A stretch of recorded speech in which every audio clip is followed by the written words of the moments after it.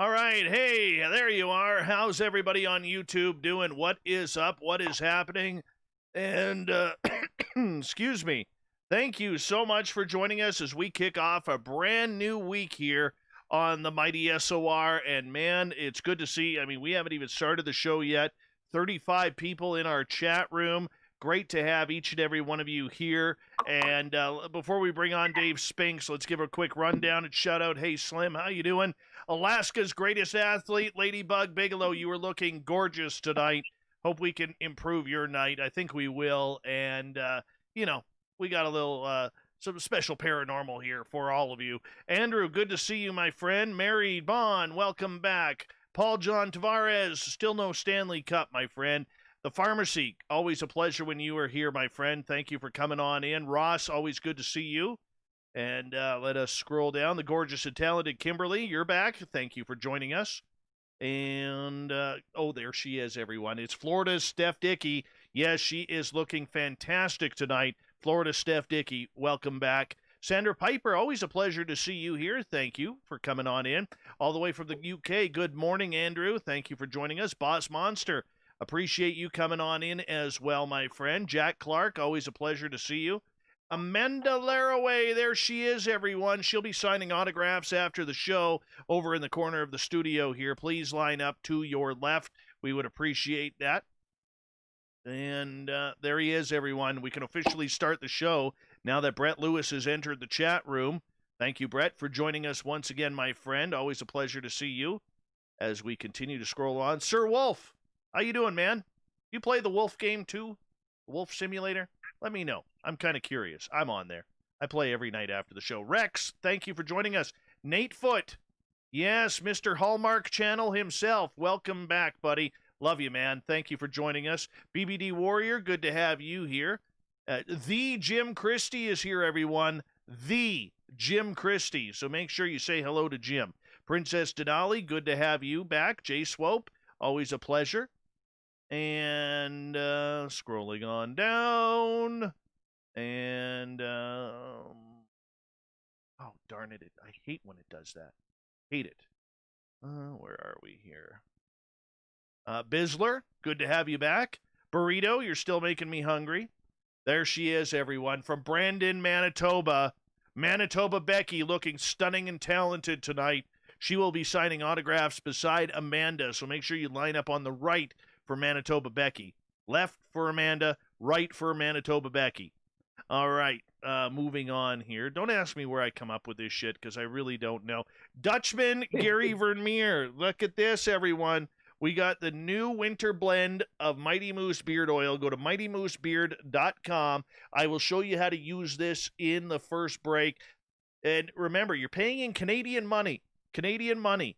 So if you're American, you got a beard, you know someone who has a good beard, go to mightymoosebeard.com.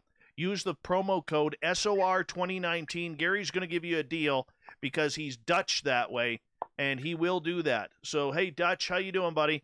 I love the stuff, and hopefully this week we'll be making a special box up for Mr. Bumblefoot as well. I'm hoping to get all the shirts finished off this week. Project Blue Book, good to see you. Overbuild Automotive, thank you for coming on in. JC, how you doing? And the lovely and talented Jessica McCreary is here, everyone. Make sure you gawk at her gorgeous hair tonight. Chris Jarvis, good to see you. Bigfoot Rob, always a pleasure. Sovereign Gasman, how you doing? Hope you're ripping them well. Fast Hemi, thanks for coming on in. Zach, always a pleasure to have you here. I know. I got a guy in my chat room, Dave. He's just addicted to farting. Anyways, Off-World Adam, good to see you. Mr. Cowley, back in the chat room again. Oh, yeah. Love you, man. Richard Elmore, thanks for coming on in. Lucky Finn, Reiki and Readings, welcome to Spaced Out Radio. How you doing? Thank you for joining us. We're going to hit live on that one. And who else we got? Oh, my goodness. Fapster. There's Fapster. Hi, Sandra. Hi, Sandra. Hi, Sandra. JCL Ohio, welcome back. And, this skipped again. Darn it. Tina P., you're looking lovely tonight. Dirty Filth, looking filthy as ever. Troy SR71, good to see you. Thank you for joining us, buddy. Miss Dill, Miss Pickles, same person, different personalities right there. We love you. Thank you for coming on in. I think we're caught up. Dave Spinks coming up here in just a couple of seconds here, everyone. Want to remind you, a great way to support this show is through the Super Chat, as well as hitting subscribe. We're just 275 people away from 10,000, and you can get your shirts by going to facebook.com/the SOR Vault. Stu fucking Gerson, there you are, buddy. Yeah, Stu Gerson's here. Hey, Vintage, good to have you here, man. Here we go.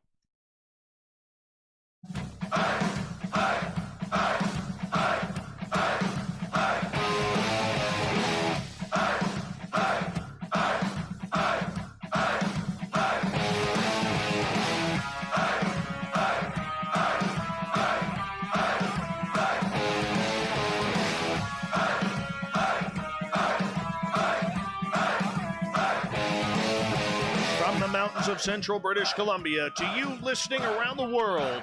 This, my friends, is Spaced Out Radio. My name is Dave Scott, sitting in the captain's chair of SOR headquarters. We welcome each and every one of you to tonight's show on our terrestrial affiliates around North America and digitally on KPNL, TalkStream Live, and Revolution Radio. If you want to take a listen to our archives, they are free for you at youtube.com/Spaced Out Radio. Do me the favor, hit that subscribe button. Follow us on Twitter at Spaced Out Radio and on Instagram at Spaced Out Radio Show. Our website is spacedoutradio.com, where we have a plethora of features for you, including rocking out to Bumblefoot and reading up on Captain Shirk's SOR Newswire.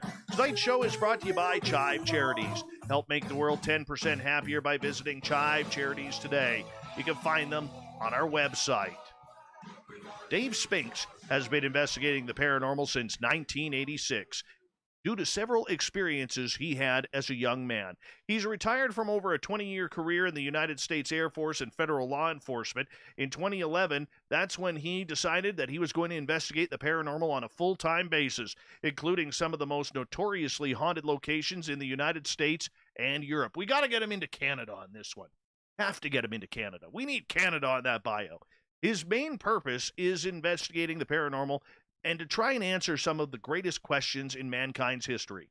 Is there life after death? Are we alone in the universe? Are there unknown creatures walking among us? He believes there is, and that's his lone motivation. Then at the bottom of number 3, we're going to bring you the SOR Newswire, brought to you by Paranoia Magazine. Dave Spinks, it's been a while, my friend, since you've been on this show, but man, I love it each and every time you are on, and you're a great friend of this show. Thank you again for coming on. Hey, my pleasure, Dave, man. It has been a while. Hey, I want one of those T-shirts, by the way. Which one? Your SOR T-shirts out of the vault. Oh, you know what happens when you get yourself a Spaced Out Radio T-shirt, don't you? You get a free piece of coaxial cable autographed by Cable Guy Matt, my cable guy. You cannot buy these in stores, Dave. You cannot buy these in stores. I'll take it. Exactly. you know, it has been a while, but Dave, one of the reasons why I have a ton of respect for people such as yourself, good friends of yours and of this show and of mine, David Weatherly, Ross Allison, and people of that ilk and culture of the paranormal, is because you're looking for answers. You're going down every path possible in order to either come to its conclusion or to continue on as far as it needs to go. Why does your part of the paranormal differ from so many other people who are investigating this phenomena? Well, I mean, let's face it. I mean, me and the people I work with, we just try to keep it real. I mean, we're trying to find answers, as you said. There's others out there that do it for many other reasons, namely fame, TV, whatever you want to call it. But that's just a bonus to me. Yes, I've been on TV numerous times, and so have many, Weatherly has, and other people I've worked with, my buddy Sean Austin and Ross, he's been on TV, but we don't do it for that. We do it for, because we have a passion for this, and we're looking for answers. We've each had our own experiences in some sort of different fashion, but it all leads us to the same thing. We're looking for those answers. What was it we saw? What was it we experienced? How do you explain how something that you couldn't see touched you, and so many other things? I mean, like I say in my mantra, it's some of man's greatest unanswered questions yet, and that's why I do what I do. Dave, for people who may not be familiar with your work, tell us about some of these stories that happened in your younger days that really impacted your future with becoming a paranormal investigator. Well, first and foremost, the thing that really set me on my path in this field or these fields was back in 1983 with my grandfather, my dad's dad. We were on one of our yearly fishing trips here in West Virginia on the Gauley River, having a good old time catching our trout. We had cleaned them, cooked them up. It was getting right before dark, and out of nowhere, this humongous splash hits out in the middle of the river. We didn't see what caused it. It startled us. We jumped up. We're looking around. There was no other people around because where we hunt and fish is fairly remote. Yeah, you might see a person here and there, but it's very rare that you do. So after we searched around for a few minutes, we didn't see anything floating in the water. We couldn't come up with a rational explanation as to what it was other than guesstimating, saying, well, maybe the other side of the river was fairly steep. Maybe a rock had broke off one of the cliff faces and rolled down and hit the water. We just didn't see it or hear it. Maybe a branch fell, but there was no evidence of any of that. So after several minutes, we sat back down and was just kind of pondering that and relaxing again. And that's when I heard what sounded like something coming through the tree limbs. And I looked kind of to my left, and I saw this humongous rock coming in an upwards direction through the trees from the other side of the river and come down and hit out in the middle of the river. Well, my grandfather saw it at the same time. We both jumped up, and these were huge rocks. These were not just something a normal human could have picked up and thrown. I mean, a grown man would have had a hard time reaching arms around this thing and throwing it. Picking it up, let alone throwing it with that kind of force and that distance that we saw these things. So after that, I go to look at my grandfather, and he's running for the tent we had set up. It was a real nice beachy area right on the side of the river with rocks and everything, and we'd always camped there for years and fished. And I know then he's going back to get his squirrel gun, we call it. It's a single shot shotgun. And he came running back, and in his mind, he's thinking it's someone over there messing with us. So he starts yelling out, "You hoodlums, knock it off, or I'm going to shoot." Well, he didn't even finish getting that out of his mouth when you hear the most ungodly guttural roar come out from the other side in that direction where the rock came. And I mean, it still sends shivers down my spine. I used to have dreams about this growing up, and it scared me to death. The sound, because it's a fairly steep valley where this river is, and it just echoed down through there, and you could feel it just run through your body. I mean, that's the best description I can give you. Almost, if you ever been to a concert and you can feel that bass going through your body at a concert, that's almost what it felt like. It was that powerful and that loud and that guttural. And after that thing roared, he cracked off a couple shots over there, and I looked at his face, and he was scared. Now, my grandfather was not scared of anything. This man was in the second wave at Normandy. He was a medic. You can imagine what he saw, what he went through. And he cracked off a couple more shots over in that direction, and then he yelled at me. He said, "Get to the truck, boy." Well, about 30 yards roughly from our position was our pickup truck that we had driven. So I ran over there, and I'm cowering down behind the front bumper, kind of peeking around in the direction that all this ruckus is going on. And this thing's roaring over there, yelling and shaking the trees. These are 40, 50, 60-foot sapling trees, a good 6-8 inches around, and this thing is just shaking them all the way to the top. So whatever it is, I'm scared to death. It's very powerful, and it's roaring, just raising hell, basically, And I don't know how many shots he cracked off, 4 or 5, 6 maybe out of that old single shot shotgun. And as he's doing that, the thing it's yelling louder and louder, but it's also seems to be going up and away from us because you can kind of track it through the trees in the direction the trees are moving and shaking, if you know what I mean. So as I'm watching all this go on, there's a clearing in the trees, and that's when I see the thing step out into the clearing from about the waist up. I saw it. It was covered in hair, at least between 6 and 8 feet, probably 7 foot tall. massive shoulders. My grandfather was 6'2", very big man, and this thing was double the size of him. And I never saw its face, but it was covered in hair and walked like a man. And about that time, I guess my grandfather saw it too, because he came running. He grabbed me with one arm and slung me, like opened the door in the truck cab and slung me through it so hard. If the other door wouldn't have been closed, I would have went completely through the truck cab. The only thing that stopped me was the passenger side door. He jumps in there and he said, "That's not of God, son. We're getting out of here." And he peels out. I'm scared to death. My hands are buried in my face. And, you know, I'm like, he's going to wreck this truck and the thing's going to get us. And, you know, he's bottoming out. It's a really rough dirt road, about 4 miles, 2 to 4 miles to get down in there from the hard road. And we finally get up and out of there. And we left everything. All of our gear was there and everything. We drive around for like a half an hour. He finally pulls off, never said a word. And then he pulls off and he said, "Son, we better not tell anybody about this. They're going to think we're crazy." So, you know, he's a Baptist preacher, so he has a flock, you know, he has his own church and everything. And we kind of made a deal right then and there that we would never talk about that, because he didn't want people to think he was drinking beer or doing something else, you know. And I never talked about it for years. And it took me 6 or 7 good years to go back into the woods where I felt comfortable, you know, after that. And it really shaped my life. And in those days, we didn't have the luxury of the internet or anything. So I wanted answers as to what I saw, even though it scared the living hell out of me. And I slowly started coming across different articles in magazines and newspapers, you know, things of that nature. And I discovered that other people around, not only in the United States, but around the world, were seeing similar type creatures. And that just kind of set me on my path to, you know, it created like a snowball effect. I wanted to know more and more and more.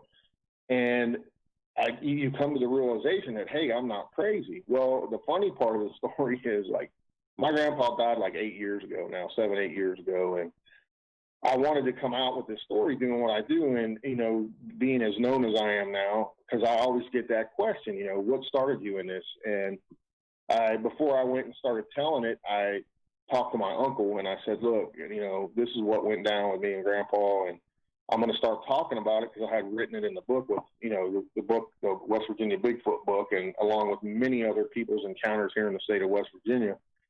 And when I decided I was going to do that, I told my uncle about it, and he's like, "Oh, you're talking about that time you and Papa saw that monkey man in the woods."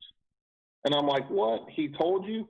And he said, "Yeah, he told me like 20 years ago. He wanted someone else to know in case something happened to him, what you and him saw that day." So here I kept it secret all these years, and he had told my uncle about it, you know. And I was always like, "You got to be kidding me!"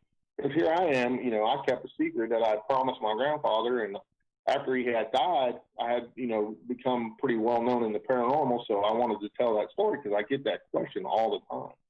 Dave, you know, having a cryptid experience like that, and then, you know, a number of years later, you take a very keen interest in everything from paranormal investigation to UFOs and alien contact. You're one of the very few in this field who has actually recognized that there seems to be this invisible thread that connects everything together as one giant phenomena. Why have you decided to go down that path rather than segregating the phenomena into the paranormal, into the cryptid world, into the UFO world?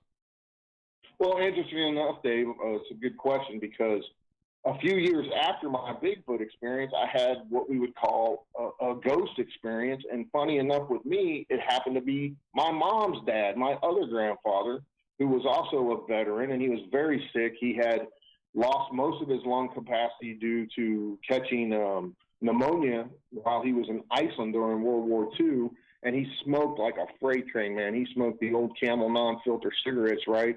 And it got to the point where he was so bad that they had to put one of those trachs in, or those stomas in him, where he stuck the oxygen right in his windpipe, you know. And it was so bad that he didn't care. He would smoke through the whole of that thing, man.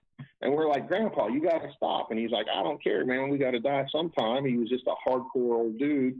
And, you know, lo and behold, he had cancer and everything. Well, a few years later, I was at my dad's house for the summer again. And I got a phone call. Or no, I mean, the next day so the night I was sleeping at my dad's house, I had this bizarre dream, right? I was in the middle of the night, and I woke up for no reason, sat up in the bed, and there's my mom's dad standing at the foot of the bed, looking as clear as me and you, solid. And I kind of did that double take and rubbed my eyes, and I'm like, what are you doing here, Papa? Because my mom and dad had been divorced since I was a little guy, like 3 years old, and there's no reason he would have been at my dad's house, let alone in the middle of the night like that. And he just smiled at me and then poof, like kind of disappeared. And I was like, man, that was a weird dream, you know? And I chalked it up as, wow, I was worrying about him. So that's probably why I had that dream. Well, the next day I was concerned about him, and I called up to Grandma and Grandpa's house, which is my mom's mom and dad I'm talking about. And my uncle from out of state answered the phone. And I said, what are you doing there? And he goes, no one called you yet, Dave? And I said, no, why? He said, well, Grandpa died last night and everybody's coming in and for the funeral. I'm like, oh my God. I just dropped the phone and kind of freaked out for a second. I didn't say anything about the dream. So, we went ahead and did the funeral and all that. And, I never told anyone about that weird dream that night before that he died until about 6 months later. A bunch of us were visiting my grandma up at her house, and we were eating and everything. And that little voice in your head, was telling me, come out and tell them, come out and tell them. And I'm like, man, they're going to think I'm crazy, but screw it, I'm going to say it. So I came out with it, told them about the dream, and several members, not everyone, but a lot of the members of my family, immediate family, like my first cousins, my aunts, and some other folks, all had the same dream that I did that night. It's like he came to say goodbye before he was going to wherever he was going. And that really, here I had the Bigfoot thing, and now I have this experience. Now I want to know even more. So that kind of, it started crossing over for me right then and there at an early age. And that's, then I, as most of us did that are in our age category, we started seeing the show In Search Of, and I saw, of course, Hans Holzer on there doing a ghost case. And turns out he had an old tape recorder with a mic that you plug in and I had just gotten one of those for Christmas. And I was like, man, I can do that. So I started doing my first EVP sessions when we would go on vacation to different locations around the country. And I went to a place called Mesa Verde. And if you've ever learned anything about that, it's where a whole tribe of Native Americans pretty much disappeared, and they don't know what happened to them. And we had gone there, and I said, man, I'm going to try to do some EVPs here. So I did that, and lo and behold, to my surprise, I actually captured Native American drumming and chanting at Mesa Verde as my first EVPs I ever captured. And there was nobody there but us. I mean, we were in the middle of nowhere. That place is out in the middle of nowhere on these rock cliffs. And there was nobody reenacting. There was no people walking around, nothing. So, here it is. The hook sinks deeper into me, and I'm out and about doing it, and over the years in my professional life, I was in the military for 9 years, and then I went into federal law enforcement when I got out of the military. And the word got out that, that I do this type of stuff. And, Joe Blow would know somebody who knew me, and I would get a call, hey, my buddy's having this go on his house. Can you go check it out? So that's how it all really started for me. And being in the military, I was stationed all over the world, very numerous places around the world. And I also grew up as an Air Force brat. My stepdad was in the military. We were stationed in New Mexico at Kirtland Air Force Base. I saw some weird stuff in the sky there that I couldn't explain. And I grew up around every known jet. I was in the Air Force myself. I guarded jets, everything you can think of, the stealth fighters, the stealth bombers, you name it. I've been around it. And I've seen things that I know for a fact we don't have, unless it's some kind of black project. And then, as you know, Dave, I've talked about on your show before, when I was in the Air Force, I was actually stationed in Tucson during the Phoenix Lights, and we were put on alert the entire night, never told what went down, and it was all over the news the next day. Long story short, we kept asking questions. We're told we don't need to know, you're on a need to know basis and you don't need to know shit. And then a lot of us got transferred all over the world. Dave Spinks is our guest tonight on Spaced Out Radio. Dave, we got about 3.5 minutes before we got to go to break here at the bottom of the hour. Dave, when you look back at everything that you have learned over your time as a paranormal investigator, learning through law enforcement, learning through the discipline of being in the United States Air Force, what has been the benefit of all of that experience to the way you investigate the paranormal and supernatural? Well, I think it gives me a kind of a little bit of an advantage over, someone who doesn't have the training I have. I'm a trained observer, not only in the military, as a federal law enforcement, retired federal law enforcement officer. You're taught different investigative techniques and things of that nature. And just experience, experience goes a long way. You don't have to be, you don't have to be in law enforcement or anything, but it does give you a little bit more training, or actually quite a bit more training than the average Joe, so to speak. But doesn't mean that you can't be an investigator just because you don't have that type of training. No, and I understand that, but for you being a trained observer in the fields that you are now, taking it into full-time paranormal, which you've been doing for the better part of 9 years now, do you look at the way you investigate comparatively to, say, someone who doesn't investigate the way you do as something that, do you look at yourself, as some sort of teacher where you can help guide some of these new people in there to show them how it should be done? Oh, absolutely. I mean, I'm always willing to help folks if they have questions. I try to answer them the best I can. But, none of us have the answers to this stuff. All I can do is lend my experience and show them how I do things and tell them why I do things this way or that way. And hopefully I can help them better their investigative skills. I mean, we're always trying to help people and coach people along. There's things, in my point of view, in my opinions, that folks do that is totally wrong as far as, not every haunting is demonic. I mean, that's really few and far between, and you see a lot of that these days. People, claiming that it's demonic because a chair moved or this moved. Definitely not. It's definitely not true. There's a lot of factors that go into something like that, and so on and so forth. But all you can do is share your experiences in these fields and how you investigate, your techniques you use, and go from there and try to help folks. That's why I do what I do. We got about 1 minute here. What's the scariest monster you've ever come across? As far as a cryptid? Anything. Cryptid, aliens? Bigfoot, man. I mean, that scared the hell out of me. Because that thing was, I don't think it meant to hurt us, but it was not happy we were there. Maybe it felt like we were intruding on catching those fish and eating them. I don't know. That's the feeling I got. But just the power, the raw power this thing had. And we knew that it could have crunched us like a tin can if it wanted to, Thank God the only thing between us was us, and it was the river, But yeah, it was really frightening, man. I don't go in the woods without a big, heavy caliber weapon ever anymore. Oh, the great debate on Sasquatch. Do you bring in a weapon or do you not? We have one rule up here, Dave. When we bring in a weapon into an area where there's Sasquatch, we always kind of say out loud, this weapon is not for them. That's what we do. Yeah. My friend, I'm going to get you to hold on right there because we are going to go to break here at the bottom of the hour. David Spinks is with us. Dave Spinks, paranormalinvestigator.com is his website. We're going to get into a whole gamut of information on the paranormal tonight on Spaced Out Radio.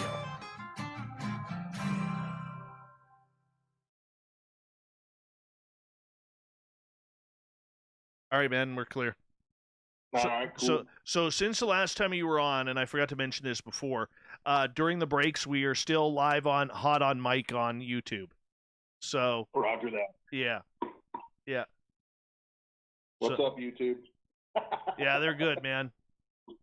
They're good. We got 92 people in here so far. Nice.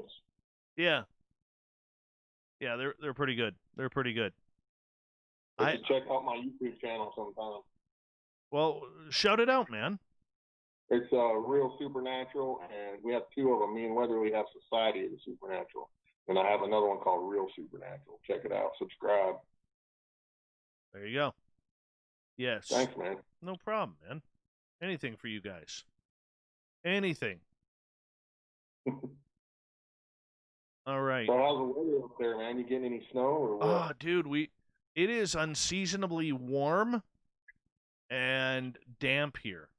Really? Yeah, we have like a Vancouver type weather system in here, and like last year at this time, I had about 2.5 feet of snow, and I've maybe got 1.5 inches, 2 inches right now. Oh, that's not bad. We got our second snow here, man. It was really nice, and it snowed like 8 inches. Yeah. And then the next night snowed another 4, and then it melted off in 2 days, and then it snowed again last night like 5 inches. Oh, it's kind of weird weather, man. Yeah, I'm good for squatting. Oh, you know we don't squatch around here, buddy. That's where I drop the gloves.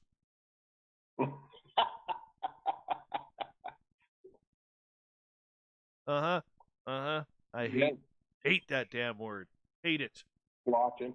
Hate it. Yeah, I was teasing you. That's why I said I know you do, you dirty bastard. Weatherly does the same thing. Yeah. You know, so earlier today, about 1 o'clock my time, so about 8.5 hours ago, right across the street from my daytime job, we got this run-down grocery store. It's just disgusting. But their deli is fantastic. Absolutely fantastic. So I go get myself a homemade sandwich, right? And it's probably, the way they pile it on, it's probably 2 inches thick with meat and cheese and lettuce, tomato, onions, just everything I like. I have had the worst indigestion since that sandwich. I order the same sandwich every time. I never change. And I've got the worst indigestion tonight over it. Feels like, just my chest is like, indigestion, you asshole. Take that for eating that good sandwich. Right? They probably, maybe they changed the bread recipe or something. Troy SR71, Dave, wants to know, are you an In-N-Out burger guy or a Five Guys burgers guy? I tried them both. I like them both, to be honest. Yeah. Yeah, I find them both decent. Okay, Dave, I've never asked you this. This is a serious question here. All right. What's your opinion of eating breakfast foods for dinner? Oh, yeah, definitely. Oh, see, I can't even trust you anymore. Can't even trust you. They're breakfast foods for a reason. You're better than this, right. Man. Right. Well, I don't do it all the time, but I've done it before. Oh, fuck. Something quick. Hey, ask Weatherly, man. He'll eat breakfast 24/7. Well, I know, but I'm still pissed. I've got a 2-year grudge with David right now. 2-year grudge, because when he came up here, he didn't bring his top hat. Oh man. Yeah, I know. So I've never seen him wear the top hat around me either. So I told him point blank, I said, when you come up here again, when you and Ross come up here, I said, you're not going to be allowed across the border unless you have your top hats. Screw that. I'm going to go I got to find one now. Hold on 1 second here, because we're about 10 seconds away. Thank you to everybody who's given us a thumbs up so far. Thank you to the 93 people here. A great way to support the show is through Super Chat, or do a little shopping at facebook.com/the SOR Vault. Here we go.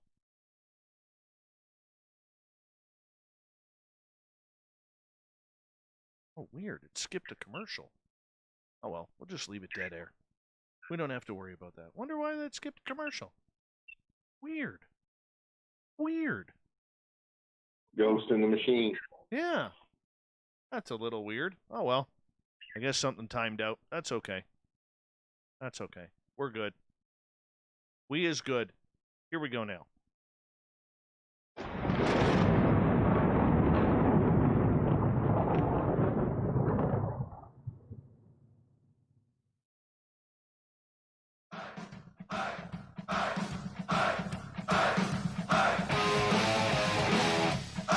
half hour of Spaced Out Radio is now underway.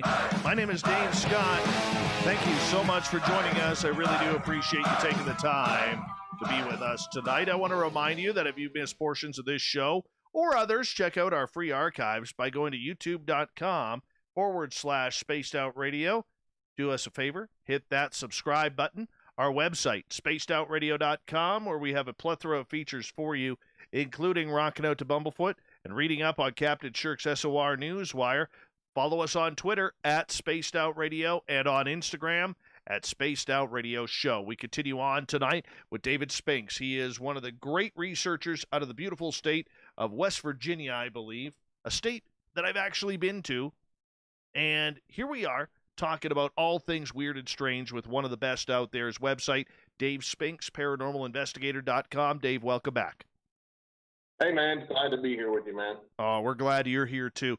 Dave, you have investigated a lot of paranormal places over your time as an investigator. You've investigated a lot of cryptid sightings, a lot of UFOs. If you had a choice where you had to give up two and just stick with one the rest of your life, what would it be? Oh, man, that's a tough one. I would have to say I really am fascinated. I'm fascinated by all of it, but, I mean, I'd almost have to say I really pursue the UFO field more. But if that's where I'm at right now with it. But I love it all, man. Because I think a lot of these cryptid sightings may, in fact, be connected to UFOs and ET as well. Not all of them, but some of them. Okay, so with the UFOs, is it because we're probably closer to solving that mystery than other ones?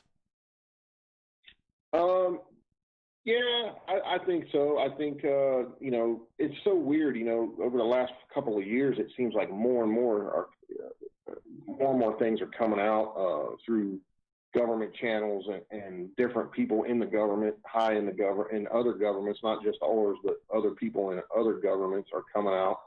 What was it, just a couple of days ago, this Israeli guy, or whatever he was, came out and said that we're not ready and there are aliens here and we know about it, Trump knows about it, and we're just not ready. How true is that statement? I don't know, but it just seems like more and more things are happening. NASA over the last few years has come out and shown the unbelievable numbers of Goldilocks type planets near to us, to our system and everything else. We're just seeing with the advent of technology and everybody's got a cell phone camera, just more and more things happening. It's just phenomenal. Do you have a case that you could share with us from the UFO world that just kind of blew your mind? Well, there's several, believe it or not, here in West Virginia that, and they're not, in the 60s, West Virginia was categorized by mainstream media as the UFO capital of the world. Not a lot of people know that, which is kind of weird because we had, you had the 1952, that whole wave that was hitting the East Coast, UFOs over D.C., UFOs all over West Virginia and the East Coast. Pilots were chasing these things down, shooting at them and crashing and burning, and it was labeled training accidents. But then we had the famous 1952 Flatwoods Monster case right here in West Virginia. It was investigated by Blue Book and everything else. And, of course, they put their label on it that it was misidentification. But if you do any research into that case, you'll realize very quickly that it was a major cover-up. And then it kind of got snuffed out fairly quickly a few short years later by the Mothman incidents that occurred here in Point Pleasant, West Virginia, and the surrounding towns in Ohio and everything. But during that time, right after the Flatwoods Monster incident, if you do any research, a program was installed here in Greenbank, West Virginia. It was by Frank Drake and Carl Sagan. The very beginnings of SETI happened right here in West Virginia at the Greenbank Observatory, a government-funded project, huge telescopes. The largest movable telescope in the world is here. And to this day, they are searching for ET signals right there here in West Virginia. So as far as your question goes, there's so many cases I've looked into, and a lot of them are older. There's numerous abduction cases. There's numerous mass sightings. In a town not far from where I live, the whole town, a little town called Mount Hope, the whole town saw a huge flying object hovering over their town, so much so that they put a monument there, and it was there for years, and then all of a sudden it was just taken out and mowed down, and apartment complexes were built there. So, you know, that's a very compelling case, but there's just no information, and most of the people that did witness this are dead or nowhere to be found. That's one case I've looked into here in the state. There's another one that's very similar in Raynell, West Virginia. It's about 25 miles from my house, where the whole town, or a lot of the town, saw a huge cigar-shaped object hovering over the town, moving slow, right over the center of town. It was witnessed by numerous military members, you know, ex-veterans and whatnot, that happened here, and they still talk about it to this day. There's just a whole bunch of them. I mean, I've got, you know, I wrote my Real West Virginia UFO book. There's just hundreds of encounters right here in West Virginia. Numerous people I've interviewed, along with other newspaper articles and things I've collected over the years, and people's firsthand accounts. So, you know, I put a lot of work into that book, just kind of giving short descriptions of some of these accounts. And a lot of them you can see right on the MUFON page as well. There's a lot of crossover there. You know, people had reported those over the years to MUFON as well. Dave, we have had so much evidence over the last 70 years that this phenomena is extremely real and is happening. Why do you think so many, from the mainstream media to politicians to scientists, still refute the fact that there is plenty of evidence and acknowledgement by government officials to everyday people that this phenomena is happening with ETs and UFOs, and yet it's still in so much denial by the majority of people out there? Well, first off, you got to think, okay, they've lied to us for so many years. You know, are they going to keep lying, or are they going to come out and say, well, you know, we lied to you guys for all these years? I think that might be one factor. Another factor is that it will change history as we know it. And people will soon realize that, hey, they've been lying to us about our history this whole time. And I think it would cause a lot of problems for the governments of the world, not only us, but other governments as well. But, you know, at some point, they're just going to have to say, you know, when do you say when? You know, when do you cry uncle? Because they might as well just come out with it, because people are, in my point of view, my opinion, I think people are very ready to handle this. I think they, you know, we all have that little voice in our head, or whatever you want to call it, that says, you know, we're not just from here. You know, there's something else to it all. And I think I don't think it's going to change religion that much, other than the fact that a lot of the things have been twisted to fit the status quo, so to speak. You know, like, it's all about money. It's money driven, fear driven, and everything else. But I still think people are still going to, for the most part, believe in what they believe in.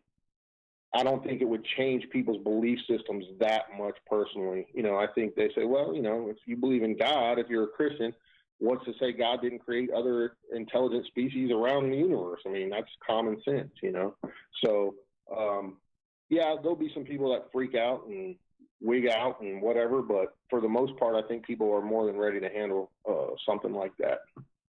Okay, so the fact that we have all of this information, and the fact that, you know, sightings increase. Over the weekend, there was just a report out of New York that UFO sightings have gone up by 283%. New York's not that far from where you are. Are more people now starting to pay attention?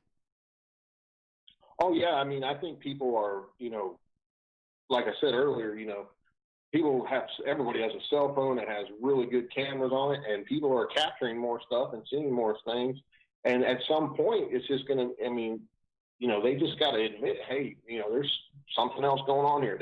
Maybe they're scared because they don't know what it is, or they know that a technologically superior race of beings is visiting us, and there's nothing they can do about it. Maybe that they don't want to admit, hey, we know they're here, we can't do anything about it, and maybe they're scared people will go into mass chaos for that purpose. I'm not sure, but it seems to be an ongoing thing for many, many years with the military and everything else.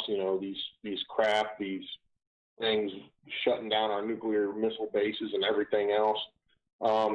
It could be terrifying, but it's so obvious that if an advanced race of beings can travel through time, whether it be interdimensional or travel from planet to planet, they definitely could kick our butts anytime they wanted to militarily, So, maybe that's the fear factor they're worried about coming out with. I'm not sure, but that's one way to look at it, I guess.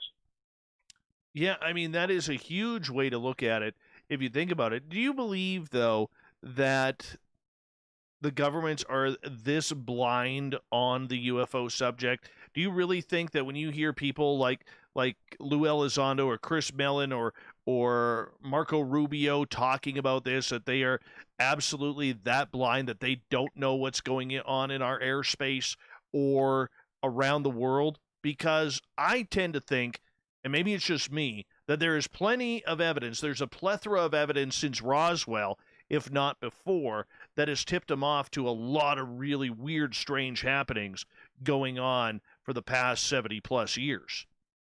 Oh, yeah. I mean, 100%. If you look at Project High Jump, for example, we sent an expeditionary force down there to Antarctica. Man, 4,700 men, loaded to the gills. They said it was just an expeditionary unit, but there's also a lot of redacted stuff in that says, yeah, they had a full military, fully loaded military aircraft carrier with Corsairs. A lot of rumors go around, and all of a sudden they were supposed to be there for 8 months, and they came limping back 8 weeks later, got their butts handed to them, and they said these cylindrical crafts and other UFO, type crafts were flying around and just whacking them, and there's nothing they could do. And they came back and got their butts kicked. And, that was all hush hush too. And we know that the Germans were involved in all that going down there too during World War II. It all started in 1938 with, they even invited Admiral Byrd down there, the one that we sent down in 47 that came limping back on this expeditionary force. And, the Germans had already been down there and said they found, supposedly their leader of their subunits, I forget his name off the top of my head, but he was, one of the head guys in the Waffen SS. And he said that they were very proud that they found a so-called paradise under the ice sheet of Antarctica. And they were going to build bases and everything down there. And we went down there because we couldn't allow the Germans to be in the Western Hemisphere. It was all part of the Fourth Reich and not the Third Reich after Hitler. And we went down there and we got our butts kicked by something. Nobody knows what for sure, but there was a lot of rumors and a lot of talk that the Germans were working hand in hand with possible aliens and were flying these craft that could go from pole to pole in a matter of minutes or seconds, flying 20+ thousand miles an hour. So if you go and take all that into account, then wow, what's really going on here? Oh, true enough. There's a lot of mysteries that are tied to everything. But when you look at everything that you have studied, and I look at you similar to, even though you're not delving into what David Paulides is doing, okay, he's kind of got that market cornered with the missing 411.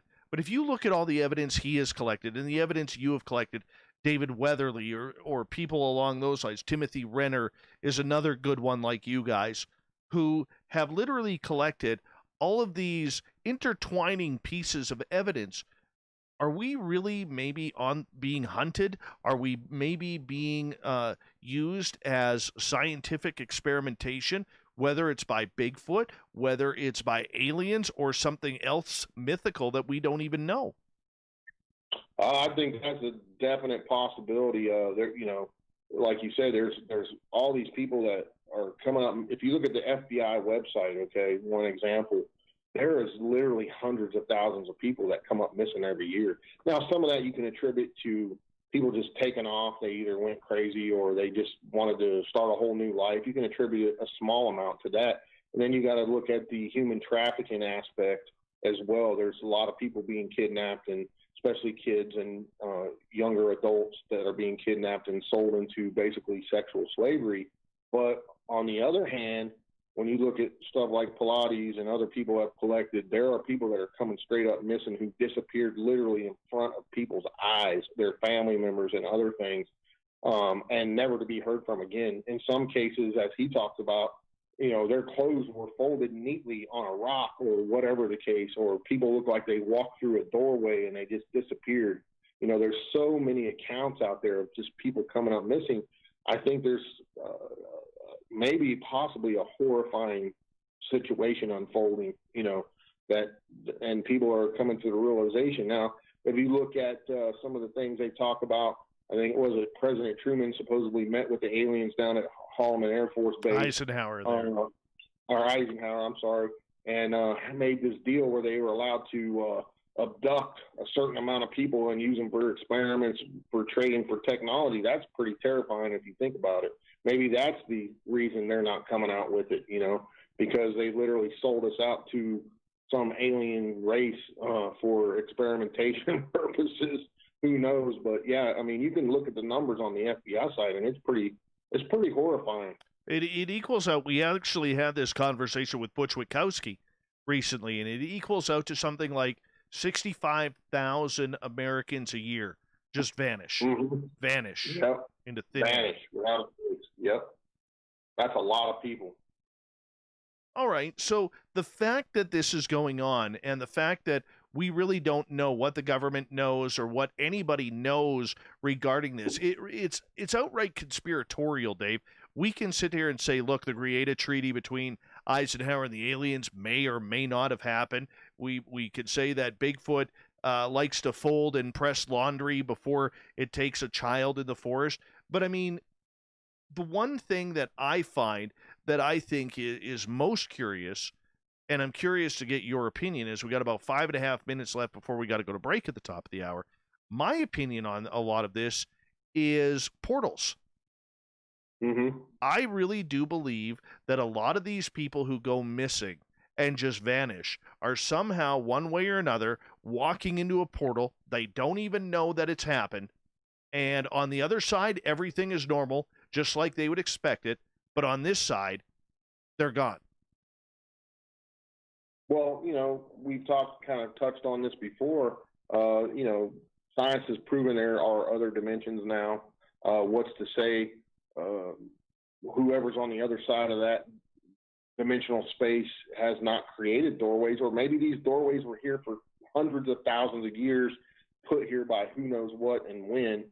But yeah, like I said, there's stories out there and of people witnessing their loved ones just walk. Looks like they said they're there 1 second, they're walking and boom, they're gone.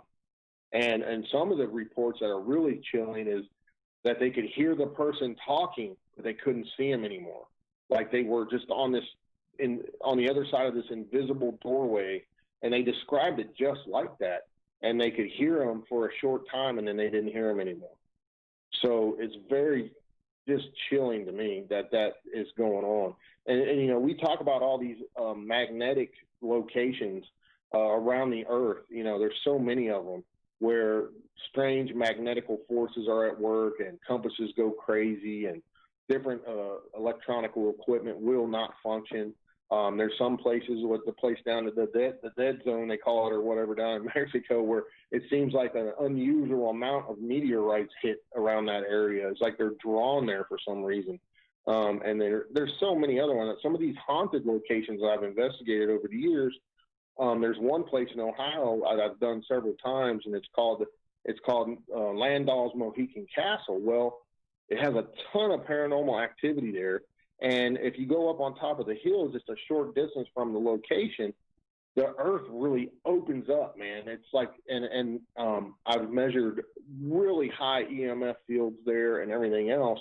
So I equate that to one of those places that the magnetic forces there are just off the charts. And I believe, and we all know, if you've done the paranormal for any amount of time, that these electromagnetic forces and things are manipulated by that. And these equipment that we have, that we use to test EMF and everything else, that's what we use to measure these things. And when spirits appear and other things are going on, we use that equipment to give us a visual of what is actually occurring around us. Same thing happens around high tension lines.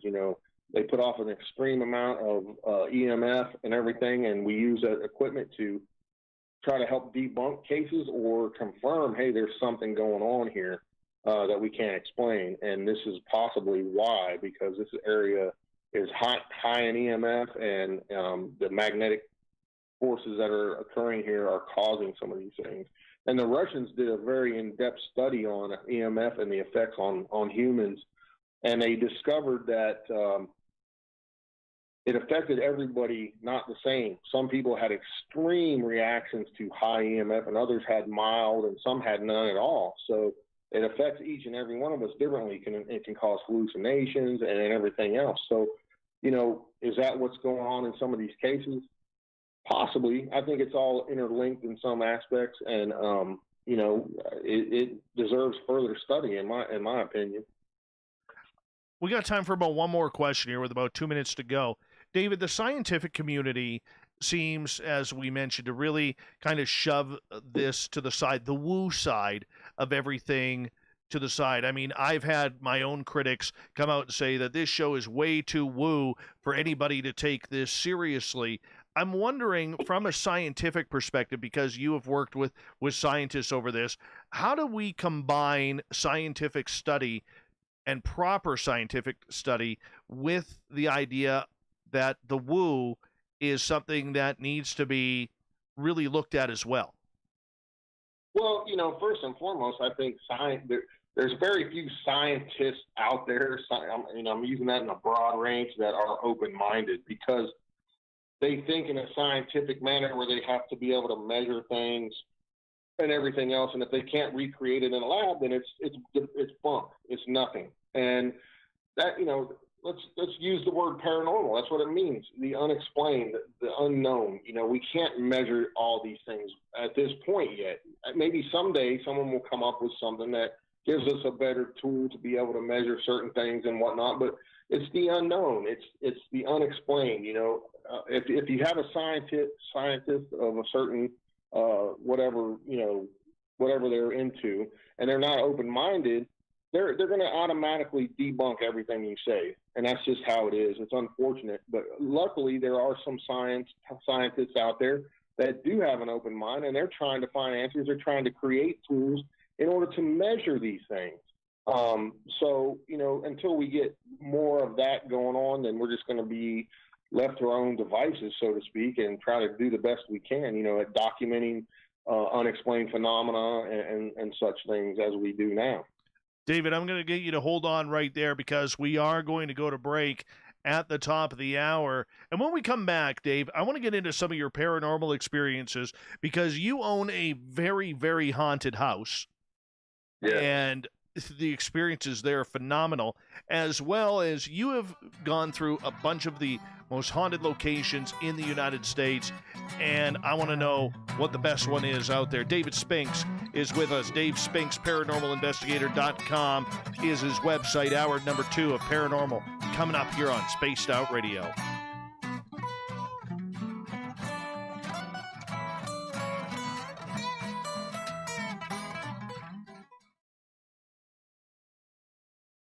All right, we're clear. I'm just going to run my dogs outside. I'll be right back, okay?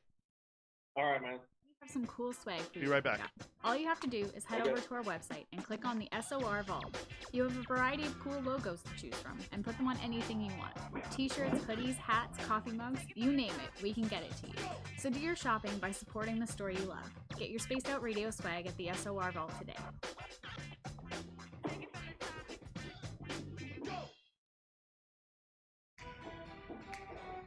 Are you an experiencer of something strange that can't be explained? Do you want help finding out what's going on?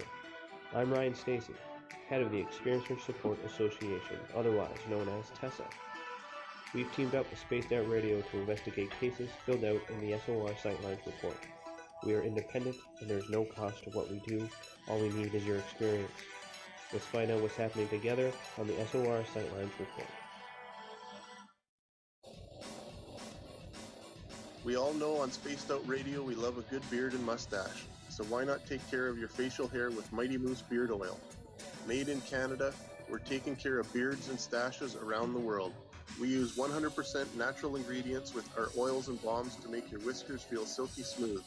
Use promo code SOR2019 at MightyMooseBeard.com today.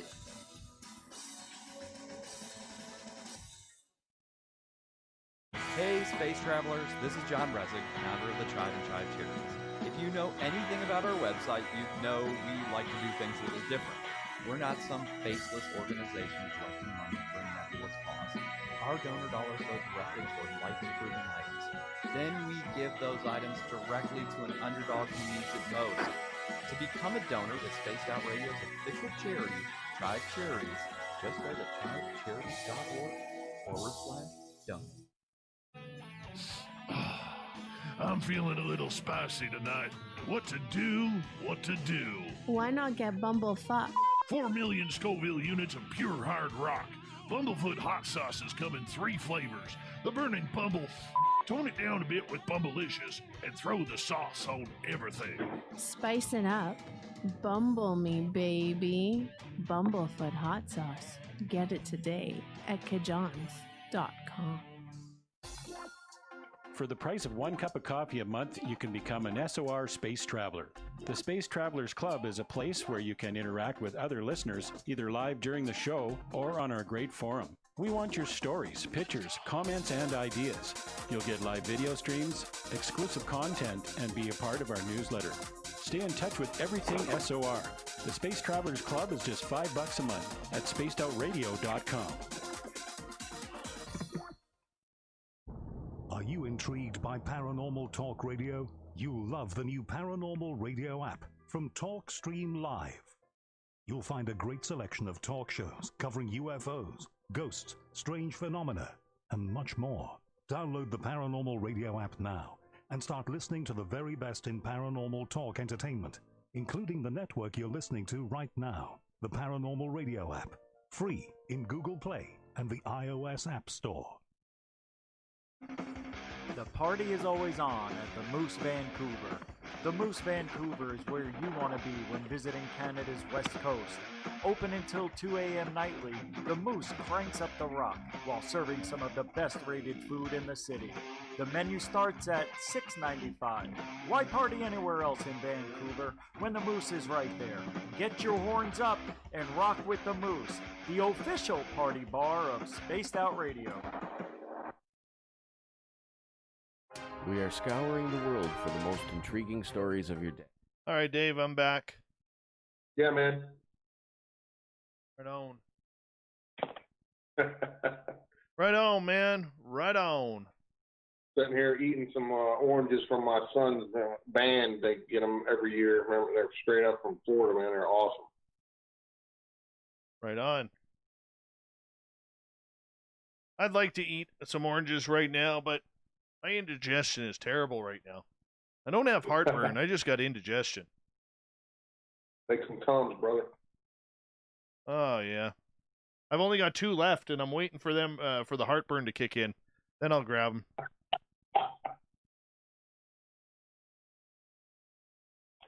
What have you been doing to stay busy on this COVID crap, man? Working my daytime job, and basically the show. I've been so busy that I haven't even had time to think recently. Well, that's a good. Could be good or could be bad, I guess. Depends on what way you look at it, right? Kind of a combination of both. I mean, it's been what's been really cool is watching our audience here grow immensely since COVID. It's phenomenal. That's awesome. Mm-hmm. Well, people are stuck at home, and oh yeah, they got more time to watch things, I guess. Absolutely. Hold on a second, my friend. We got about 15 seconds. Hey, everybody on YouTube, just want to remind you that a great way to support this show is give us a thumbs up, hit that subscribe button, do a little shopping at the SOR Vault on Facebook, and here we go with hour 2. Oh, maybe not. I'm missing a commercial here, too. Okay. Well, that works, too. So we got about 19 seconds. I want to remind everybody as well that it's facebook.com/the SOR Vault. You put your order in via the chat. I will pick it up, and I'll take your order, and you send us the PayPal, and we get your shirt printed up. It's that easy. That easy in order to make it go. Here we go. You're listening to Spaced Out Radio with Dave Scott. Follow Dave on Twitter at Spaced Out Radio and on Facebook, Spaced Out Radio Show. Hour number 2 of Spaced Out Radio is now underway. My name is Dave Scott. Thank you so much for taking the time to join us tonight. We really do appreciate it. Want to say thank you to everybody tuned in on our terrestrial affiliates around North America, as well as digitally on TalkStream Live, Revolution Radio, and KPNL. Remember, you can check out all of our archives for free by going to youtube.com/Spaced Out Radio. Just do old Davey the favor, hit that subscribe button. The Desert Clam has set the password for tonight in the SOR Space Travelers Club. Kenophobia. Kenophobia is your password. Use it wisely, Space Travelers, as the Clam sets the password each and every night right here on Spaced Out Radio. Our website is spacedoutradio.com, where we have a plethora of features for you, including rocking out to Bumblefoot and reading up on Captain Shirk's SOR Newswire. Follow us on Twitter at Spaced Out Radio and on Instagram at Spaced Out Radio Show. We continue on tonight with our great paranormal conversation with David Spinks. Dave Spinks, ParanormalInvestigator.com is his website. Dave, welcome back. Hey, man, glad to be here. I want to know some ghost stories here, man. If you were to give me your top ghost story that you have ever tried to track down, tell us a story. Well, when you say track down, what do you mean? Well, investigate, look into, okay. You know, get the crap scared out of you. You know how it goes. Yeah, well, one of the craziest experience. I'll give you a crazy experience. A couple of them. So me and Weatherly, a couple of years ago, man, we hit it really hard together. We did about 2 or 3 years straight of just going all over the country, investigating and different locations and whatnot. And we ended up did a lot of things in the state of Indiana. I have family ties there and everything, and I was already doing some things there, and I wanted to take him to some places, and then we hit a lot of new places together there that we had never heard of before, and we ended up at this place called the Rhodes Hotel. And this place is an old brothel owned by the Chicago mob back in, the 20s and stuff.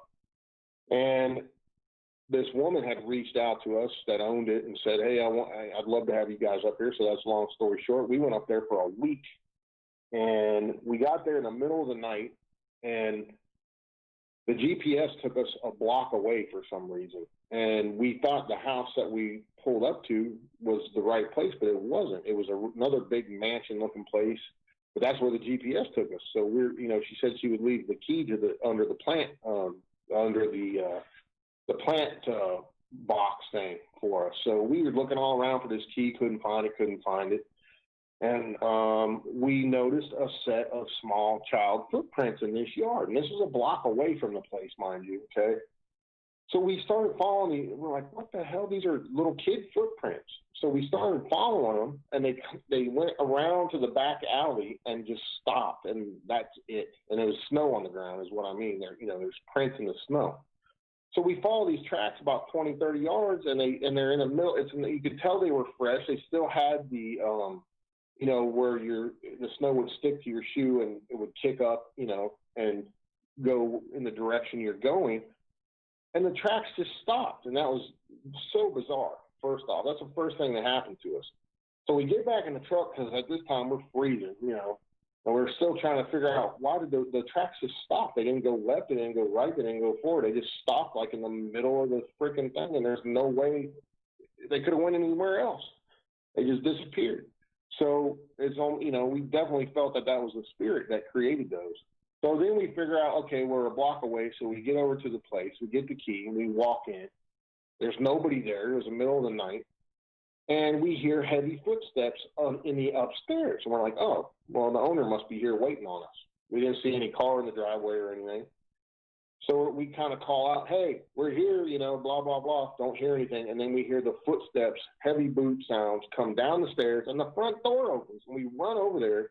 And this is a big place, mind you. We run over there. The front door's open. And there's nobody. No foot tracks in the snow, no anything. We're like, whoa, that's freaking crazy. And so we shut the door and everything, lock it, all that. We start getting our gear in there, and we go upstairs because we're just tired. You know, we had driven all night and everything, and we start looking at the room, say, well, you know, I want to take this room and you take that room, whatever. And we start hearing this tinking sound, like tink, tink, like metal hitting metal. And we're walking around, and in one of the rooms we walk in, there's a freaking pickaxe sitting there in the middle of the freaking room. We're thinking, holy crap, that's the sound we're hearing, it's a pickaxe, you know. But of course, there's nobody there. So that was our introduction to that place. So the next night, we had a little charity event we said we would do for the owner. It was like for the local soup kitchen, you know, everybody. We had everybody come in, and we were going to talk and everything. There was like 30, 40 people there. And we had some friends of ours there talking too, and everybody's payment was to bring in a couple of cans of food, and we donated it to the local, you know, food shelter there. So as we're doing that, we decided, you know, we're going to go live on my YouTube channel. So we go upstairs in the brothel part of this place, and we're in the main bathroom. It's a real big high ceilings place and everything, and Weatherly's doing a ghost box session, and I'm filming him. So I go in there to take a static meter to set down because he started getting a lot of negative stuff come across the ghost box. And as I bend over to set this static meter down, I feel this force go right through me, and it knocked me backwards. I got really dizzy, and I almost passed out. I got tunnel vision and everything. He goes, what happened? And I said, I don't know, man. I just felt like something hit me. I never fell down, never hit my head on anything. I just kind of went back against the wall by the door, and I was like, man. And he's like, you don't look good. You better sit down. So I go back behind the camera, and I start filming him as he's doing this ghost box session, and I kept feeling these cobwebs. You know, if you go into a basement and you feel that cobweb sensation on your head, I kept wiping that off because I felt like I got cobwebs on my head. And he's doing this ghost box session, and this same voice keeps coming on there. And he goes, what's your name? He's like, who are you? And this thing said its name was Ian. And we're like, that's a strange name, you know, whatever. And he said, well, what'd you do to Dave, Ian? He goes, I hit him. And he said, what? And he laughs. He's like, ha, ha, right on the ghost box, mind you. And he said, well, what'd you hit him with? And it said a shovel. And he laughed again, ha, ha, ha, like that. So if that wasn't bizarre enough, okay, we went through that, and then I was still feeling just gross. I just felt yucky, sick, nauseous. And the ghost box responses were getting more negative, saying, I'm going to kill you, pig, and cut you, and all this stuff. Well, me being ex-law enforcement, it makes kind of sense that if it was ran by the Chicago mob and they knew they were intelligent enough to know that I was law enforcement, they're going to threaten me. And he did hit me, right? So he decided to shut it off. And mind you, we got 20 people down the stairs watching this live feed. I'm on camera the whole time, Weatherly's on camera, and we shut it down. We go down there, and I'm still feeling real yucky, and I sit down in front of everybody, and I feel that cobweb sensation on my head again, and I wipe my head, and there's a massive lump on my head, and I'm cut, and I'm bleeding.